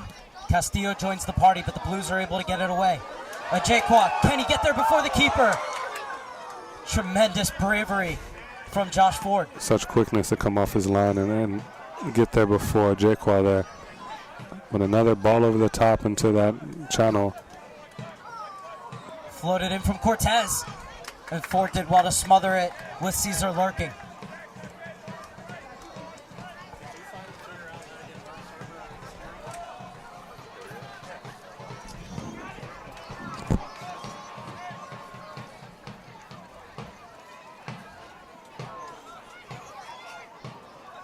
The Orange County Line Coalition's in full voice.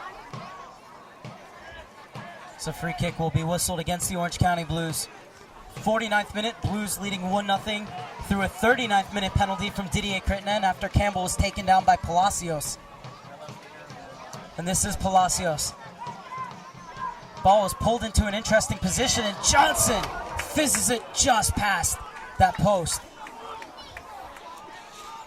That was a tremendous strike. Yeah, on his opposite foot, falling away from the ball there. San Antonio have come out with a different mindset in this half, knowing they're a goal down. They're really starting to push. Palacios really pushing up on that side, pinning Muse back, and making 2 opportunities so far in this first 5 minutes. Muse brings it down and gets it out to Popera. Jekwa has found his way on the other side. Back to the top of the box, looking for Popera. And Ford electing to kick that one away. I think he could have picked that one up. Yeah, I think so too, but if you're not sure, you might as well just kick it out as far as you can. Deal with it another day. Eat and meet in Irvine. Visit DestinationIrvine.com for information on the center of Orange County. Touched on for Mosley. Kicks out Johnson.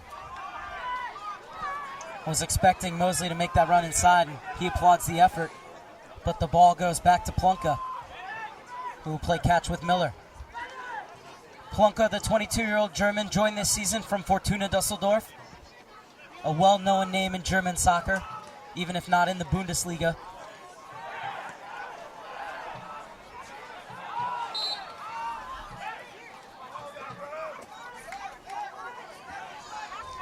That's a long advantage that the referee played, but the Blues finally get it back in their own half. Something could be on here for San Antonio FC as Ajekwa loses it. Trying to thread it through was Johnson, and Purdy was equal to the task. Yeah, it was a close one. It might have been a sniffle offside there, but Blues can't be. Oh, Caesar's in. Caesar. McCarthy gets back, squares up to him. Caesar sees the overlap. Now turns, pulls the trigger, but fires it high.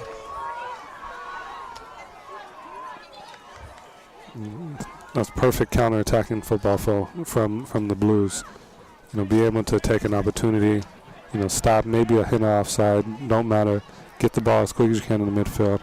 Release Caesar while the whole back line, McBride and McCarthy, are transitioning into the back. Caesar just couldn't find the right amount of space to put that one on target.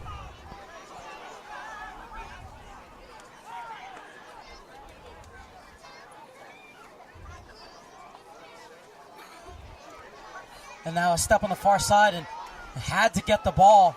Otherwise, it could have been the referee pointing to the spot for San Antonio FC. Great, perfectly timed tackle there. And just like you said, he had to get it right. Ends up knocking it off of Alvarez, going out for a goal kick. Pretty perfect there, though. That's what the El Salvadorian international brings to the table. And Purdy and Alvarez know each other well, having played together at Chivas USA. Yes.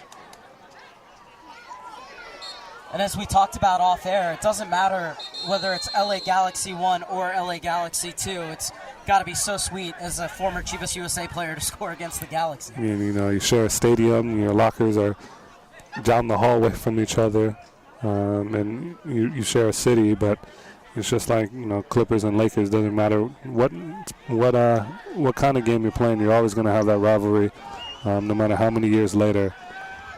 It's always nice to score against your rival.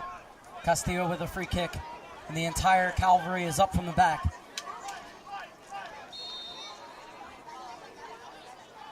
Castillo, a bit too deep perhaps. Miller will pick those off all day long. So Miller will take his time. Rolls it out wide for Muse. That's a great ball. Ajekwa into space.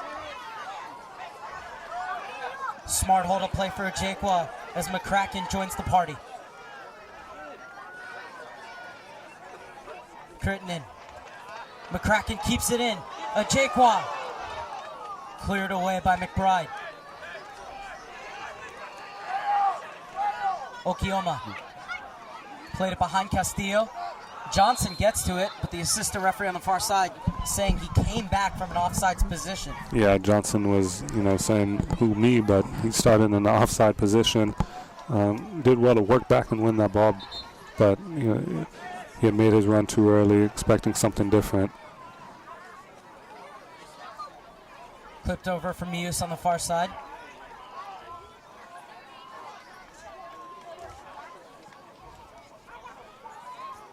This trying to smuggle it through for Popera on the near side.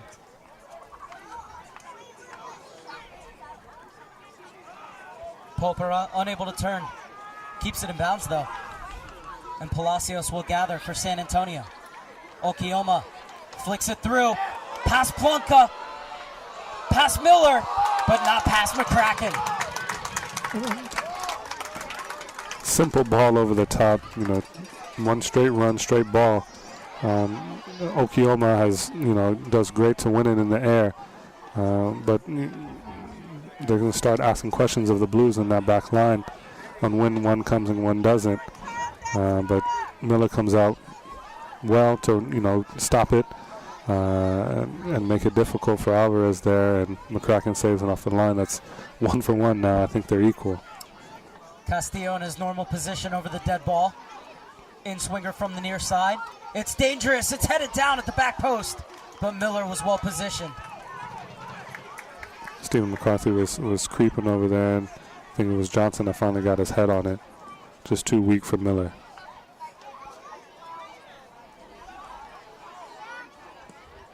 Now Miller under a little bit of duress from Johnson. Clears it away. Well shielded by Popara.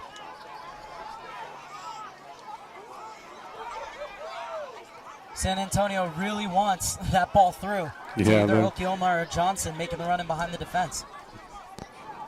Two strong forwards. Alvarez is starting to creep up a little bit further, create havoc for Plunka and for Purdy there, as we see. Another ball goes over the top that Plunk has to deal with, heading back to Miller, but they're going to start to play more direct. They need to score a goal. And like I said at halftime, the Blues are going to start to get pinned back. They're going to have to relieve pressure through Caesar, through Ajekwa, and get the ball back into San Antonio's half. And it might become a situation where if you're Caesar or Ajekwa, even though you might want to turn and run at the defense, you're just going to have to hold it and let your midfield creep up. Because we're going to have a third substitution for Darren Powell's side. Fans waiting to see whose number comes up on the board. Great crowd tonight at Anteater Stadium, and what a game they're witnessing. I believe it's Johnson who's going off. So Johnson's night is done.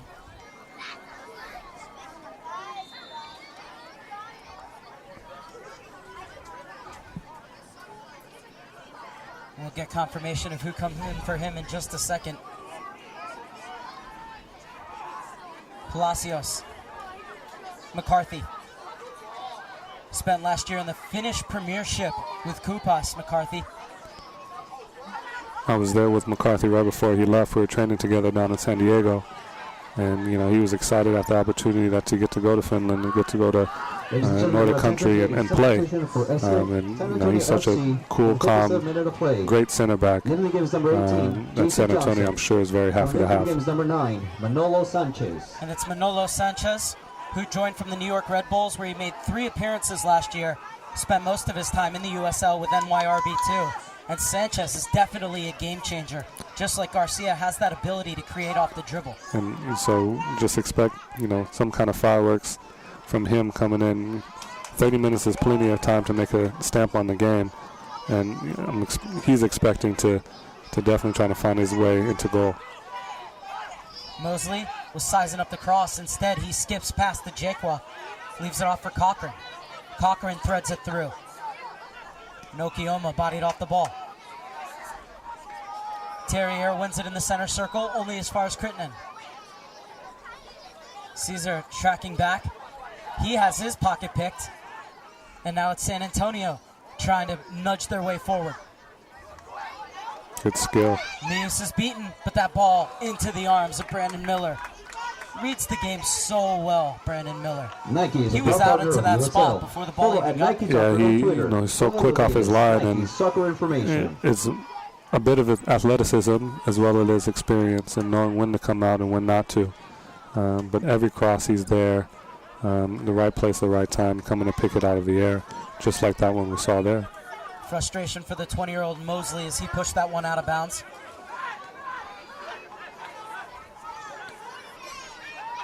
Ajekwa.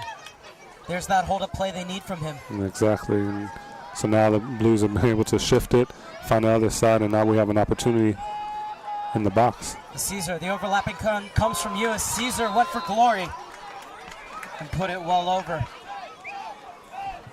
Took a deflection though, and it's going to be the first corner kick of the half for the Orange County Blues. That's exactly what the Blues need. Someone forward, Ajekwa, Caesar, attacking the play to hold the ball up, bring the midfield in, allow the back line to step up, gain some ground, push San Antonio back, and relieve pressure. That's the main thing. You're up 1-0. There's 30 minutes left. You just need to relieve pressure and try to find your second goal. Now we get to witness the service of Muse. It's a good one. Purdy's there, just behind him. Cleared away by Okioma, who was caught, and it's going to be a free kick for San Antonio. Get into the game through the USL social media channels. Follow the USL on Twitter, Facebook, and Instagram for news, live game updates, and video highlights from across the league. And Amani, are you on Twitter? I am on Twitter, yeah. MoneyMan16. Everybody should follow me. Definitely a good follow. Everybody that follows me in the next 10 minutes, I'll follow back. It's a pretty good deal.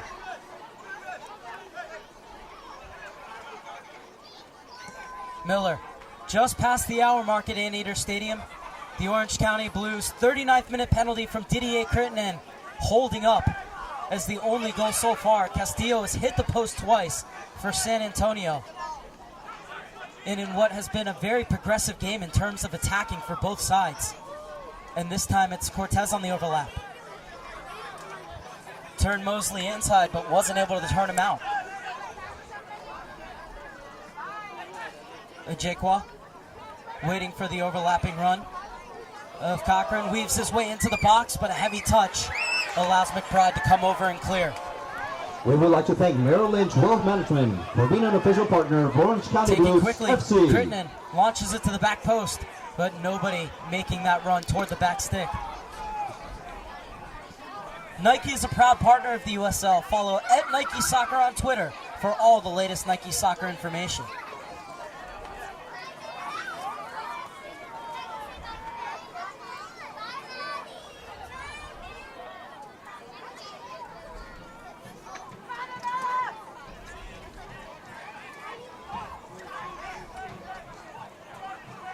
Both teams hassling, hounding, hunting to win the ball in packs, and the Blues have to recycle their runs.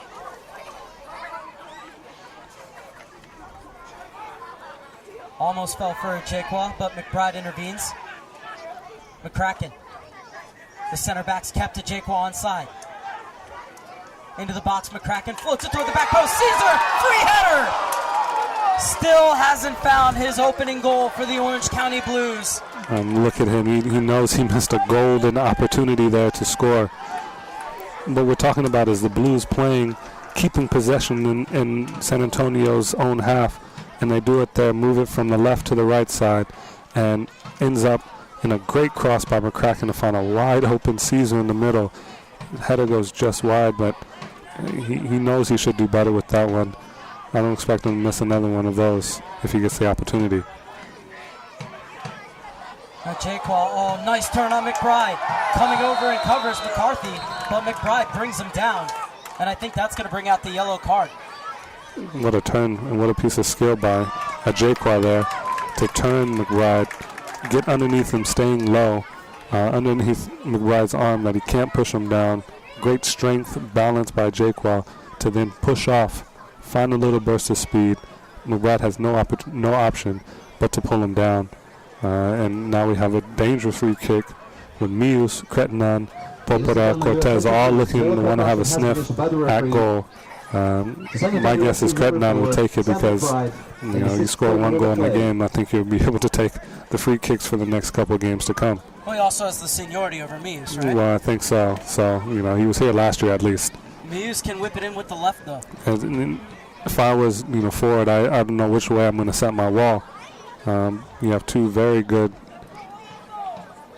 players over the ball, hitting right or left foot.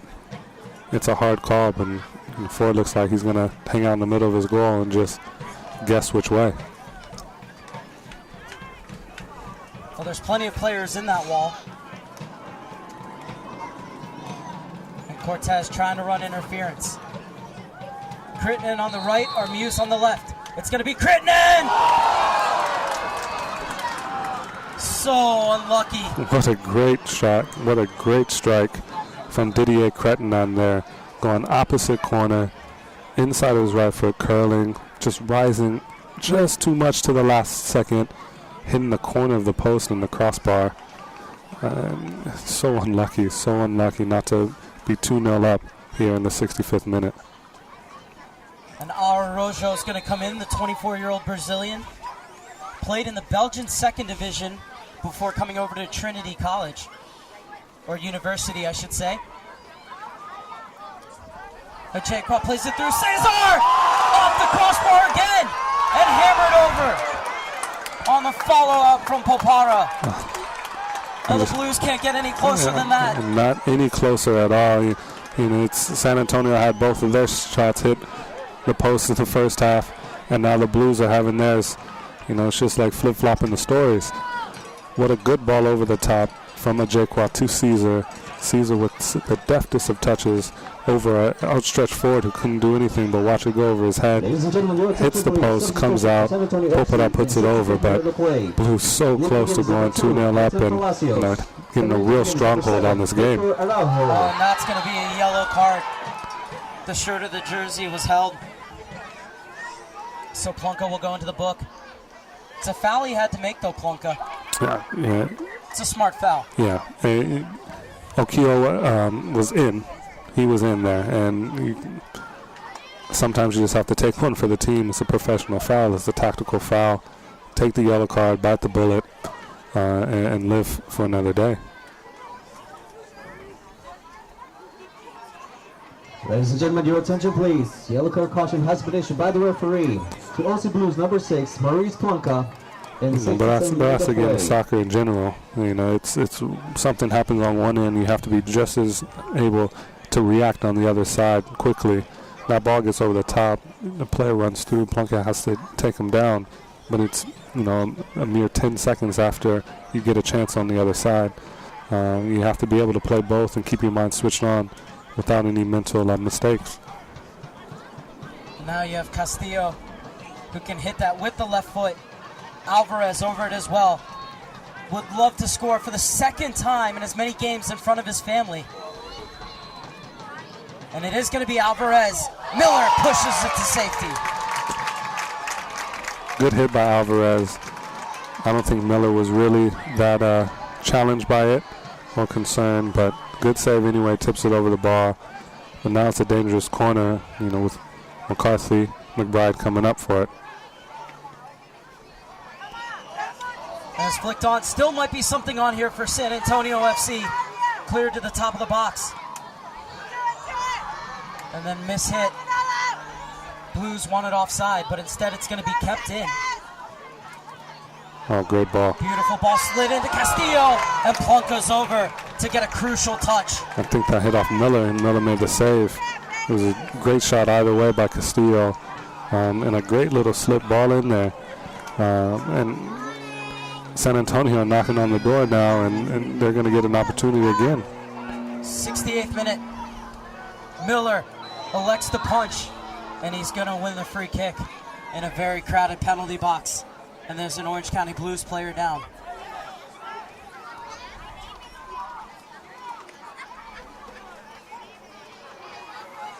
And Mirkovic telling the trainers to stay off for a second, but looks like they might have to come on.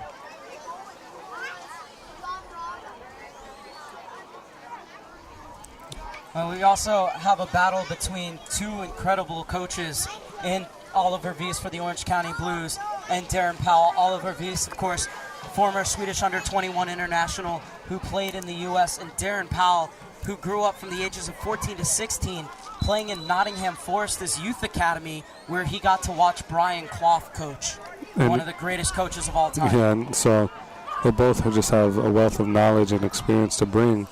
You know, we talk about USL Rising. It's not just the players, but it's the quality of coaching as well that is coming into the league and really developing players into premium superstars to come.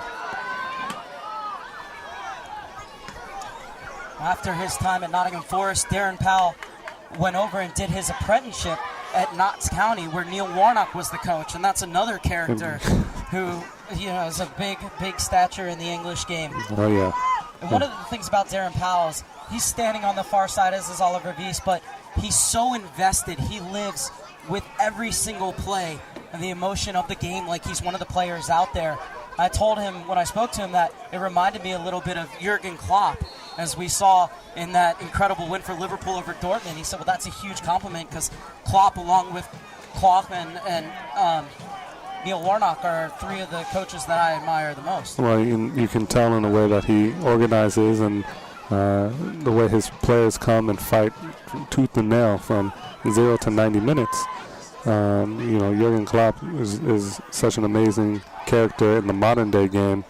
We're lucky to have him, in a league like the EPL and the Bundesliga. Check out So anytime you resemble or emulate one of the greatest coaches of our time, then you're doing something right.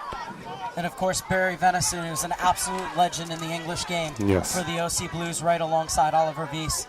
Titles at Liverpool and Newcastle. And I would argue just as much of a character as any one of those guys we've mentioned so far. 71st minute and a throw-in for Mosley.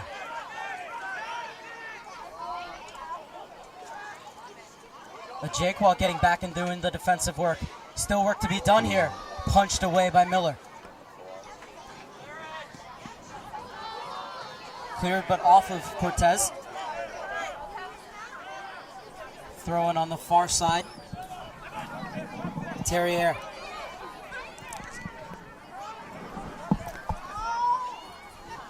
McCarthy. Long ball, good ball. And doing well to play the bounce was Brandon Miller. All Kiyoma has to get is just a touch on that. You sacrifice your body just to get something on that. So close to it. Miller's there, though, to show up everything. So Kyle Miller. Just look at that for a piece of distribution. McCracken over the top, trying to find a Jakewell. And Ford gets the job done at the other end. Mosley is pushed up here a little bit and leaving a Jakewell one-on-one with McBride, which is something the Blues have looked to exploit for this whole game, this whole half at least. And I think they're going to find some success. Jakewell's already turned McBride once, and gotten in on a separate occasion. So if they continue to find him here behind Mosley in that channel, they can maybe find their second goal. You have to say they've come closest in the second half. They have, and it's fair to say San Antonio probably came closest besides the PK as well. So, if anything, this game is dead even, but indicative of the scoreline of 1-0. One in midfield. Sanchez. Reverse pass for Castillo. Able to get the cross in. Stooping header clear from Purdy. Only as far as Mosley. Overlaps. Floated in by Castillo. Okioma gets his head to it. And skying to make the catch is Brandon Miller. The offsides flag went up. The play goes on as it's thrown out to the near side for Muse. Again, over McBride, trying to exploit that space behind Mosley. Terrier. He'll be the link between the defense and the midfield forward line for the rest of this game to try and launch those attacks. As San Antonio really starting to stretch the field as they search out this equalizer inside the final 20 minutes. And all fairness to them, they need to get something after this. They've been 1-0 down for the past 3 games straight now, and found the result from the previous 2, so they know what to do. I don't see anybody panicking out there. I don't see anybody making rash decisions because they've been in the situation before. It's not one that they want to be in necessarily, but they're getting a little bit more aggressive, a little bit more direct, trying to find that equalizer.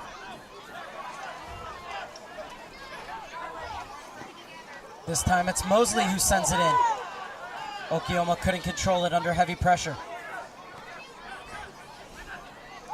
Ajekwa taking off. Mirkovic finds him with the return ball. And Mosley tracks back. Blues need to, as we get a substitution coming here now, the Blues need to find Ajekwa and Caesar again and let them hold the ball up. They did it about 10 minutes ago, and they were able to relieve their pressure, get a couple opportunities, and that's when they can kind of sustain pressure in the opponent's half, hit the post twice, and created opportunities for themselves. They've gone back to more of a long ball, trying to play over into the channels, not quite coming off, and then the ball just coming right back down their throat. Settle the game down a little bit, get some more possession, and they'll be able to find a little bit more opportunity and a little bit more relief for Purdy and Plunka back there. And on comes a player who can keep possession well in Veneri Volima for Pavele Popara. Popara's race is run, but once again, part of that three-man line that's interchanged positions so seamlessly and caused a lot of trouble for San Antonio FC this evening. And I expect Valima to do much of the same there. He's able to play in the center of midfield. Right now he's on the left side, on the near side of your screen. And just quality on the ball, ability to possess, and to find the right pass as the Blues move forward here with about 15 minutes left to go. And this is Valima. Inside for Scissor, try to touch it back to him. Cleared down the near side, looking for the run of Sanchez. Sanchez, a very dangerous dribbler, plenty of tricks in his arsenal, and he was trying some there, but the Blues defenders having none of it. Live, free and in HD on YouTube. Veneri Follow the Valima action came on on for the the last USL 10 YouTube minutes channel against today. LA Galaxy 2 and was given high praise for Barry Venison for his play in that game. You know, when you come in, it's hard as a substitute to come in and to make an impact on the game immediately, but he has such a high motor, and he's such good feet. When he gets the ball, he can always create something, always dangerous in that way. Is the official travel partner of the Aussie Blues It's a good person to FC. come off the bench if you don't have him in your starting lineup. Fourth corner kick of the second half for San Antonio.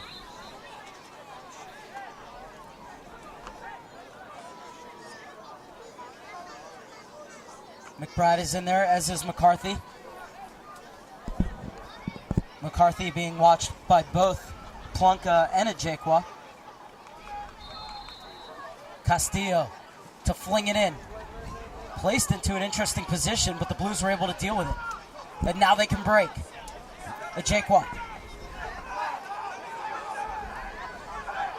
In for Mirkovic. A bit too far in front of him. Caesar chasing.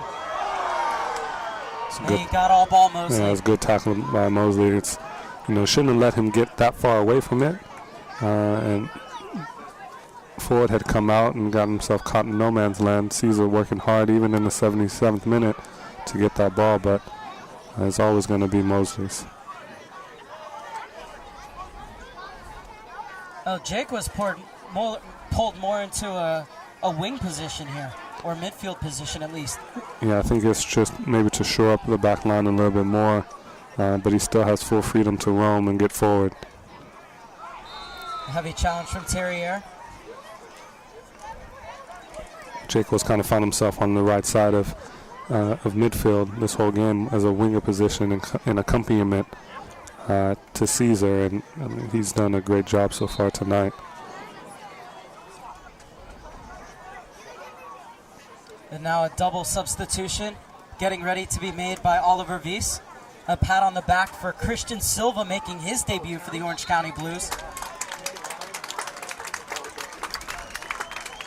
As making his way off is Ajekwa, and he's worked so hard tonight. Yeah, that's what you want him to do. He's your motor. He has the ability just to keep working and working and working, grind down defenses with his pace and with his creativity and skill. Full marks tonight for him. He did his part. So Feely will enter first. Tyler Feely, just 19 years old. Barry Venison said he's a big part of the future of this club. Comes to work every day wanting to learn, wanting to get better. And that's the essence of youth there. He's blessed to have youth on his side and be able to play in his second year now professionally. He wants to learn. He has the ability for sure to be something special in this league and beyond, and we're all excited to watch him and see how he grows and develops as a player. And for Silva, won the title with the Rochester Rhinos last season. This is a player who spent time at Hertha Berlin and Werder Bremen in the German Bundesliga. The 27-year-old Silva is really excited to see what he brings to the table for the Orange County Blues. And finally able to play after his championship run with Rochester was curtailed last season by an ACL injury. Yeah, believe me, I know how that feels. It's a great feeling to get back into a game, into a competitive environment. And I'm excited to see what he brings to the table here in a Blues uniform. Miller skies it to the far side, so it's going to be a throw-in for Mosley and San Antonio. as we're just on the other side of the final 10 minutes from Anteater Stadium. Played across, flicked up for Castillo. He loops it into the center, but it's cleared away by Plunka. Headed on by Valima. And now Caesar looking to chase. Gets by McCarthy. In one-on-one. And Ford gets a big paw on it. What a great save by Ford. Caesar in clearly, and Ford uses all 6 foot plus arms and to get there and paw that one away. Tremendous athletic ability from Ford. Okiomo with a heavy touch. He'll be whistled for the foul. Become a fan of the USL on Facebook for exclusive news and I interactive thought they were about content. to witness the second goal of the game. Yeah, I thought so too. Caesar had great pace. McCarthy was trying to cut him off in the beginning, lost side of the ball. Caesar sneaks his way around on the left side of McCarthy there. He can't even pull him down, even to get a red card to stop it. But Josh comes up big for San Antonio FC, keeps him in this game, and now, you know, they're going to want to build on this momentum of such a great save.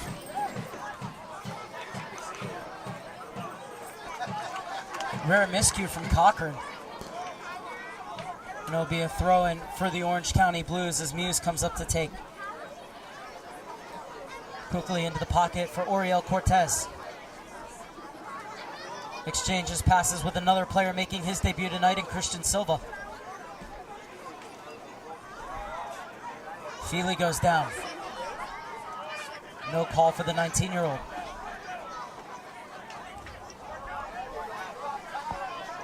Valima working to get in front of Mosley, who has to stop and leave it off for Castillo. Blues still pressuring high, not inviting San Antonio to come forward. Yeah, they're keeping the entire back line high and dropping off right in the right moment as Miller just cleans up there to the middle. Well, he had to. That ball was drifting outside of the box. Silva tried to head it down for Valima. Can't poke it away from Mosley. And sends it in too deep. Miller still had to read the trajectory of the ball. End-to-end action inside the Ladies and final gentlemen, 9 tonight's minutes attendance at Anteater is Stadium. The Orange County 1,222. Blues have the 1-0 Ultimate lead, FC and USL, thank courtesy you of the for all your 39th minute support. penalty from Didier Crittenden.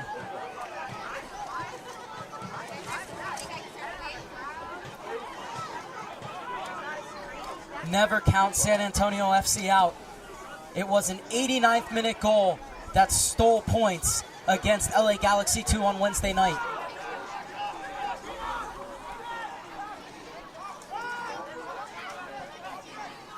Can Orange County not only see out this game, but get their first clean sheet of the season, as Caesar was offside on that occasion. Now we're seeing San Antonio starting to push higher and higher and higher as they seek out that equalizing goal. Fresh legs of Sanchez leading the chase.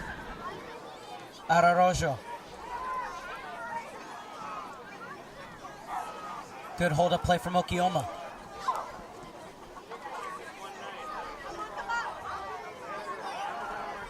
Important intervention there from Purdy. And Silva leaves it off for Cortez. And he's continued his run, Cortez. Only Caesar to find in the box. Now Feely makes his way in. I think just keeping the ball is the first priority for Cortez, and he does that quite delightfully.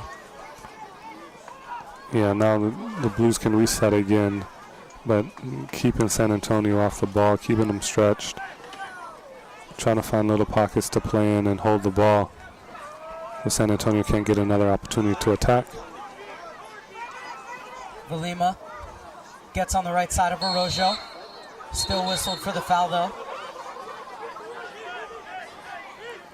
Keep up to date with the USL all season long by visiting the new USLsoccer.com for everything you need to know about the USL.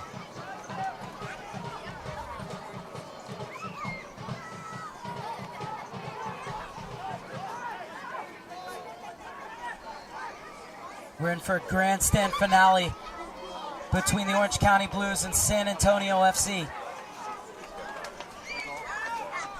So far, the Blues back line is held strong. No need to for the next 5 minutes in order to secure the first victory for the Blues this year.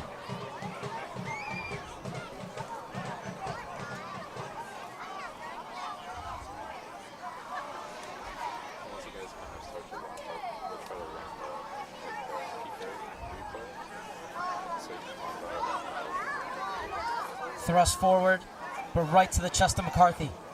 Terrier. McBride venturing over the halfway line. Sanchez showing his ability off the dribble and wins the free kick. And now a substitution, the last one of the game for Darren Powell.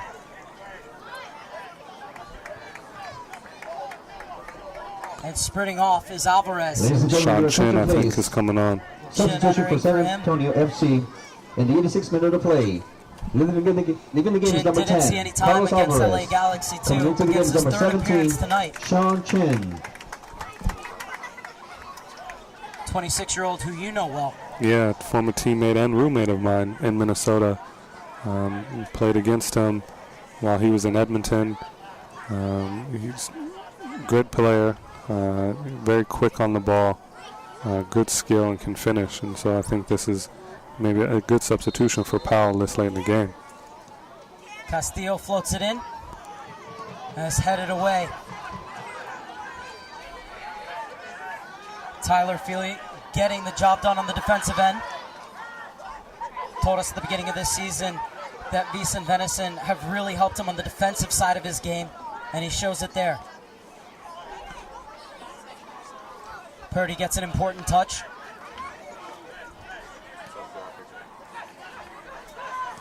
San Antonio going to throw everything forward. Plunka has to track down Okioma. Sent in, but cleared away by a stooping Ivan Mirkovic. And now the Blues to make a substitution. Inside the final 3 minutes plus change of regulation here at Anteater Stadium.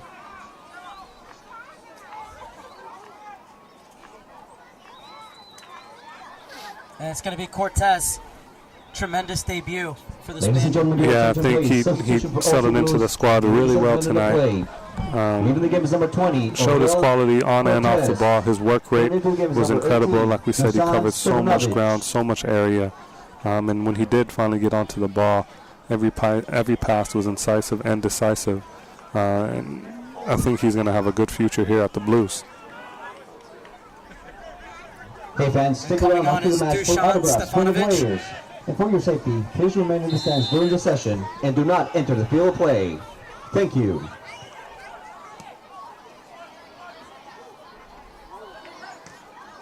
Chested down. Terrier from distance. That ball's in Costa Mesa. It was a good shot, just too tall, but it just kept going. Yeah. So much power behind that shot from Terrier. Always rising there, but it's now or never time. You know, it's one of those hits, gets an deflection, goes in, and that's all San Antonio is looking for in these last dying 3 or 4 minutes or so. Veneri Valima helps it on. Terrier heads it forward. Okioma. Castillo trying to get off the cross, and advantage played by Alan Chapman as he pulls it back for a free kick. And you can see the bottom of your screen, Darren Powell telling everybody to get forward. Stephen McCarthy has already turned himself into a center forward here tonight in these last 5 minutes, and using his size, now going to talk to Castillo over there to tell him where exactly he wants the ball so they can get on the score sheet here and get a late equalizer.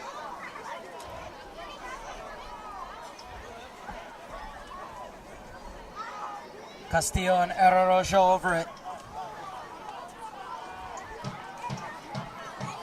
You have to feel it's going to be Castillo. And you can see Brandon Miller cheating over to the near post just a little bit. Yeah, he doesn't want to replay what happened in the first half. Castillo hit the near post. I think he'll be looking to whip this one in, aiming for McCarthy, but anybody who gets their head on it I think will do. Plenty of fisticuffs going on inside the box. Now the referee is going to come over and have a word with a few players, tell them to settle down just a bit, as we're inside the final 30 seconds of regulation. And remember, it was from a free kick at about this time in which San Antonio scored their equalizer against Los Dos. Let's see if muscle memory reacts here. Castillo's delivery. Too far, and Miller watches it flash wide of his far post. But now Miller will certainly take his time as we are into stoppage time, just Ladies and waiting gentlemen, your to attention hear please. how The much fourth there will official be. has announced that a minimum of 4 minutes of 4 stoppage time will minutes be added in for the second Orange County half. to hold on for their first victory of the 2016 USL season. Coach Weiss and Venison over there are probably saying, this is our first clean sheet of the year. Let's keep it. Only 4 more minutes left. Mius gets it back to Miller. Brought down and then taken to the ground. The offside flag is up. Rojo wanted the free kick, but instead it's going to go the way of the Orange County Blues for the offsides. And now a player down for Orange County. Just out of your screen.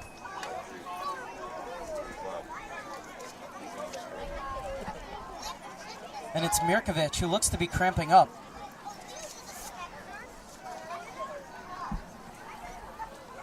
And one thing Barry Venison said is, you can talk about and coach formations all day long, but you have to win the individual battles, because once that first player is beaten, everything breaks down in a sense. And Ivan Mirkovic has certainly won all his individual battles today. He really has. He's been such a mainstay, such a staple in front of Plunka and Purdy. You know, stopping balls coming into feet, into Johnson, into Sanchez, into Alvarez, into everybody playing up front now. And to lose him is going to be a lot right now for the Blues. But the amount of work that he's put in today, nobody can question that. And it's true about formation. You know, both teams are playing a 4-2-3-1 tonight at the start, and now we've changed, so much. But Cretinan, Popara, Cortez, all they did was just move around, and they could have been playing anything at that point. Formation is just what you write on paper, but everybody has an individual skill. Everybody has a game plan, and you move to where the space is, and that's what the best players do. You have to be so fluid. You have to be so forgiving in what you do. Soccer is is not rigid. It's a game of fluidity. Anything can happen at any point. McCarthy wins the header. Hooked away by Terrier. Silva out wide for Valima. Into the channel, but only finds Ford. Ford getting everyone forward. Smashes it downfield. And the header won by Purdy over Okioma. Terrier chests it down for Castillo. And Mosley has to track back.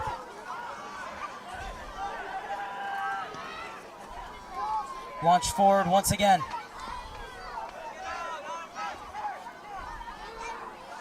Well done there by Plunka, keeping that ball in and being able to clear it off his line with McCracken. Plunka's been huge beside Stephen Purdy in the absence of Brenton Griffiths. Yeah, massive. He stepped into that role perfectly tonight. Mosley on a weaving run, and it's going to be a corner kick for San Antonio. Perhaps the last chance inside the final. Will now be 20 seconds of the minimum 4 minutes of stoppage time, but with that injury to Ivan Mirkovic, we're going to have added time for sure. Yeah, we should. Can they get this right?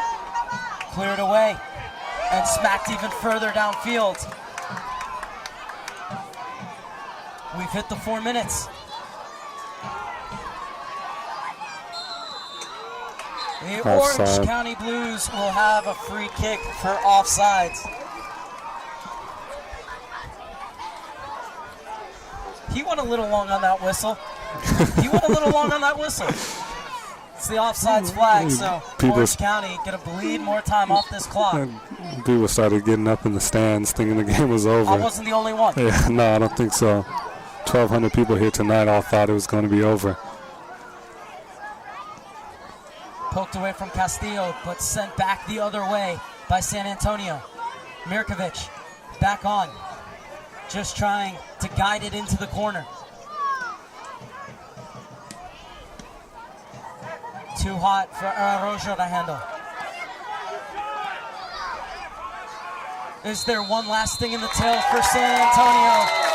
Referee's whistle says no. And Ladies the and Orange County gentlemen, Blues at the end of get their regulation, the first score win is of the San Antonio FC 2016 0, USL season, Orange County Blues handing San FC Antonio its first loss in 1. franchise history in the process as Didier Crittenden's 39th minute penalty kick holds Please up. join us in congratulating tonight. The Blues deserve this the entire way. They really, really did. They played so well in the beginning of the game, all the way through, keeping possession in San Antonio's half, pinning them back. Eventually gets the goal off a great, piece of play between Cortez, Cretinan, and Andre Campbell. Cretinan finishes it, and they hold on tight for the rest of the game. But it's not like San Antonio didn't have their chances. Castillo hitting the post twice.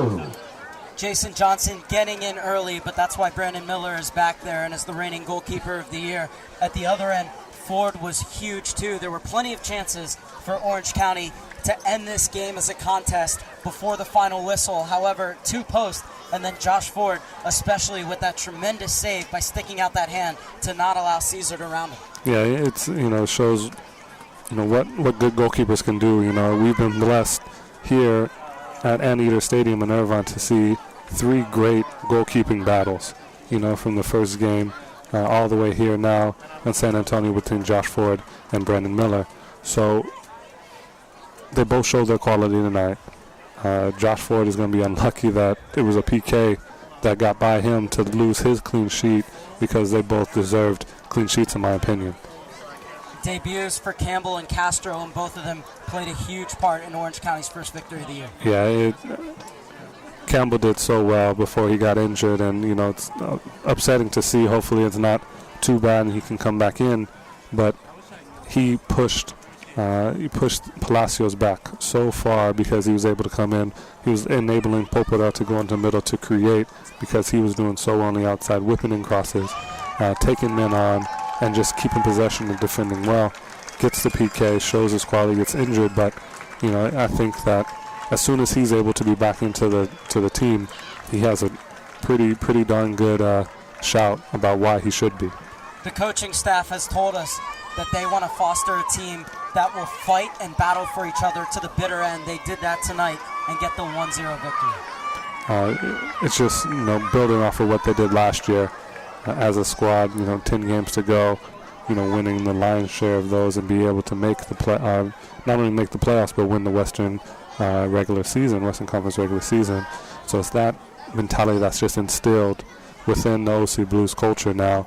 It's a great virtue to have, and they just have to continue to build on it, and now build from these 3 points that they won here tonight. And credit to San Antonio FC as well. On the road, 3rd game in 7 days, yet they went forward at every opportunity. Really, it's hats off to them, because it could have just as easily been 1-0 to San Antonio as it is the Blues tonight. They weren't without their chances. They weren't without possession. It turns different in the end of the game because you're looking for that goal. You're pushing the Blues back. But even in the start of the game, Castillo hitting the bar twice. Johnson with his opportunities. They just did so well. They fought so hard. They're going to be heartbroken going back to San Antonio, but they should really keep their heads up because they played a very good game here tonight. Well, up next for Orange County is Portland Timbers 2. The 2nd game against an MLS side. What can we expect on Wednesday night, which will be a 7:30 p.m. start time Pacific, so our coverage will start at 7:15 here on the USL's YouTube channel. I think we can expect more of the same, to be honest, because Blues are going to want to build off of what they have here tonight. They want to build off of a win. They want to build off of being able to play together, play in the opponent's half, connect with Popora, with Cretinan, with anybody who's in there, Cortez or whatever. And so the more they build off of this, the better they'll be. And the more they're going to have to get Caesar and a Jaquan on the scoring sheet, they're really going to have success, going forward. As we take a look at the stats, What do they tell you about this game, Amani? I'm going to run downstairs and grab an interview, so this one's all yours. Well, the stats tell me more than anything is that the game was so evenly matched. San Antonio with more shots. The Blues just want more shots on goal, but you know it's 5-4. It's nothing special. San Antonio pushed so far at the end of this game. They got so many opportunities to play. I think it's a great showing from them in the 3 games in 7 days. The way Alvarez played Johnson, McCarty, McBride in the back. Josh Ford was such a staple, which was a stronghold there. But everything is even. Fouls are committed, 14-13. Yellow cards, 3-3. Corner kicks. OC Blues just having a little bit more corner kicks than San Antonio, but all hats off due to them. All hats off to San Antonio because they did so well. The Blues now looking forward, they just have to build on this success. Build on the relationship with Purdy and Plunka, and with Mirkovic sitting in there. Cortez showed such a great, skill level, ability, composure to play in the center of midfield for the whole game. Trevin Caesar and Ajay Carr will keep getting opportunities, and they'll keep being able to push forward and forward, and eventually it will go in. They will have goals.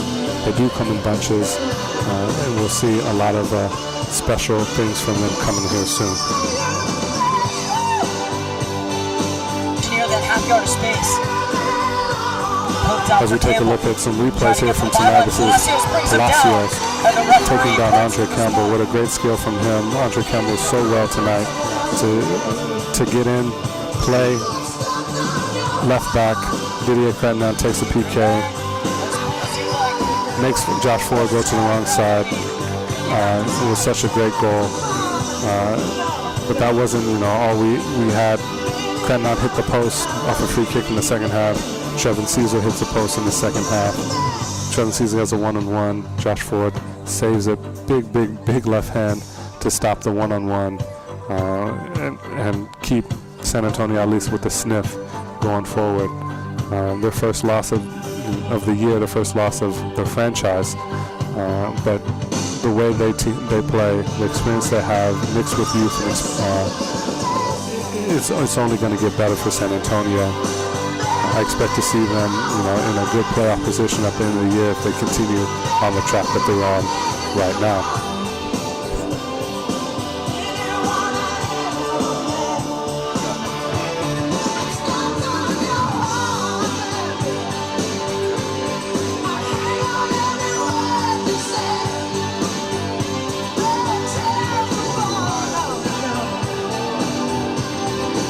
We're going to send it down to Mark Server, who's with Coach Oliver Wies, to get his thoughts on the game. First of all, congratulations on the victory. What does it mean to you guys to get the 3 points tonight? Obviously, so third try at home, right? We felt we could have done better the first 2-1, so this one feels very, very good, especially against a top quality side like San Antonio. So very much needed, and I believe very much deserved. What do you believe were the biggest factors in your guys' victory tonight? Well, I think everybody's given everything for the team. We've played fantastically together. The coaching staff did a fantastic job preparing the team. Worked on many different aspects of the game, and we showed it today, and it really worked. I think we could have probably taken care of the game a little bit sooner, but ultimately I'm very, very proud. They fought for 90 minutes. It was a real battle, and I think a very deserved result. Here with head coach Oliver Wies, and coach, great debuts for both Castro and Campbell, even though Campbell's unfortunately ended early. Yes, he got a PK there. Unfortunately got hurt. He made a big difference on the left side. He came in, gave us a lot of energy getting up and down the line. And obviously Oriol Castro, we knew he was a fantastic player. We were glad he was available tonight, and I think he showed his class. Congratulations again, and we look forward to seeing you right back here on Wednesday night. Thank you very much, Mark. Thanks for everybody. Thanks for being up here tonight. Thank you. Thank you. Thank you. The Orange County Blues get their first 3 points of the season, handing San Antonio their first loss in franchise history, as Didier Crettenand's 39th minute penalty was the decider between these two sides. And the Blues will head off to face the Portland Timbers on Wednesday night right here at Anteater Stadium at 7:30 p.m. Pacific. Coverage begins at 7:15. But for now, for everybody at the USL, at Liquid Event TV, and the Orange County Blues, and for Amani Walker, I'm Mark Serber saying good night from Maneater Stadium, where it finishes the Orange County Blues 1, San Antonio FC 0.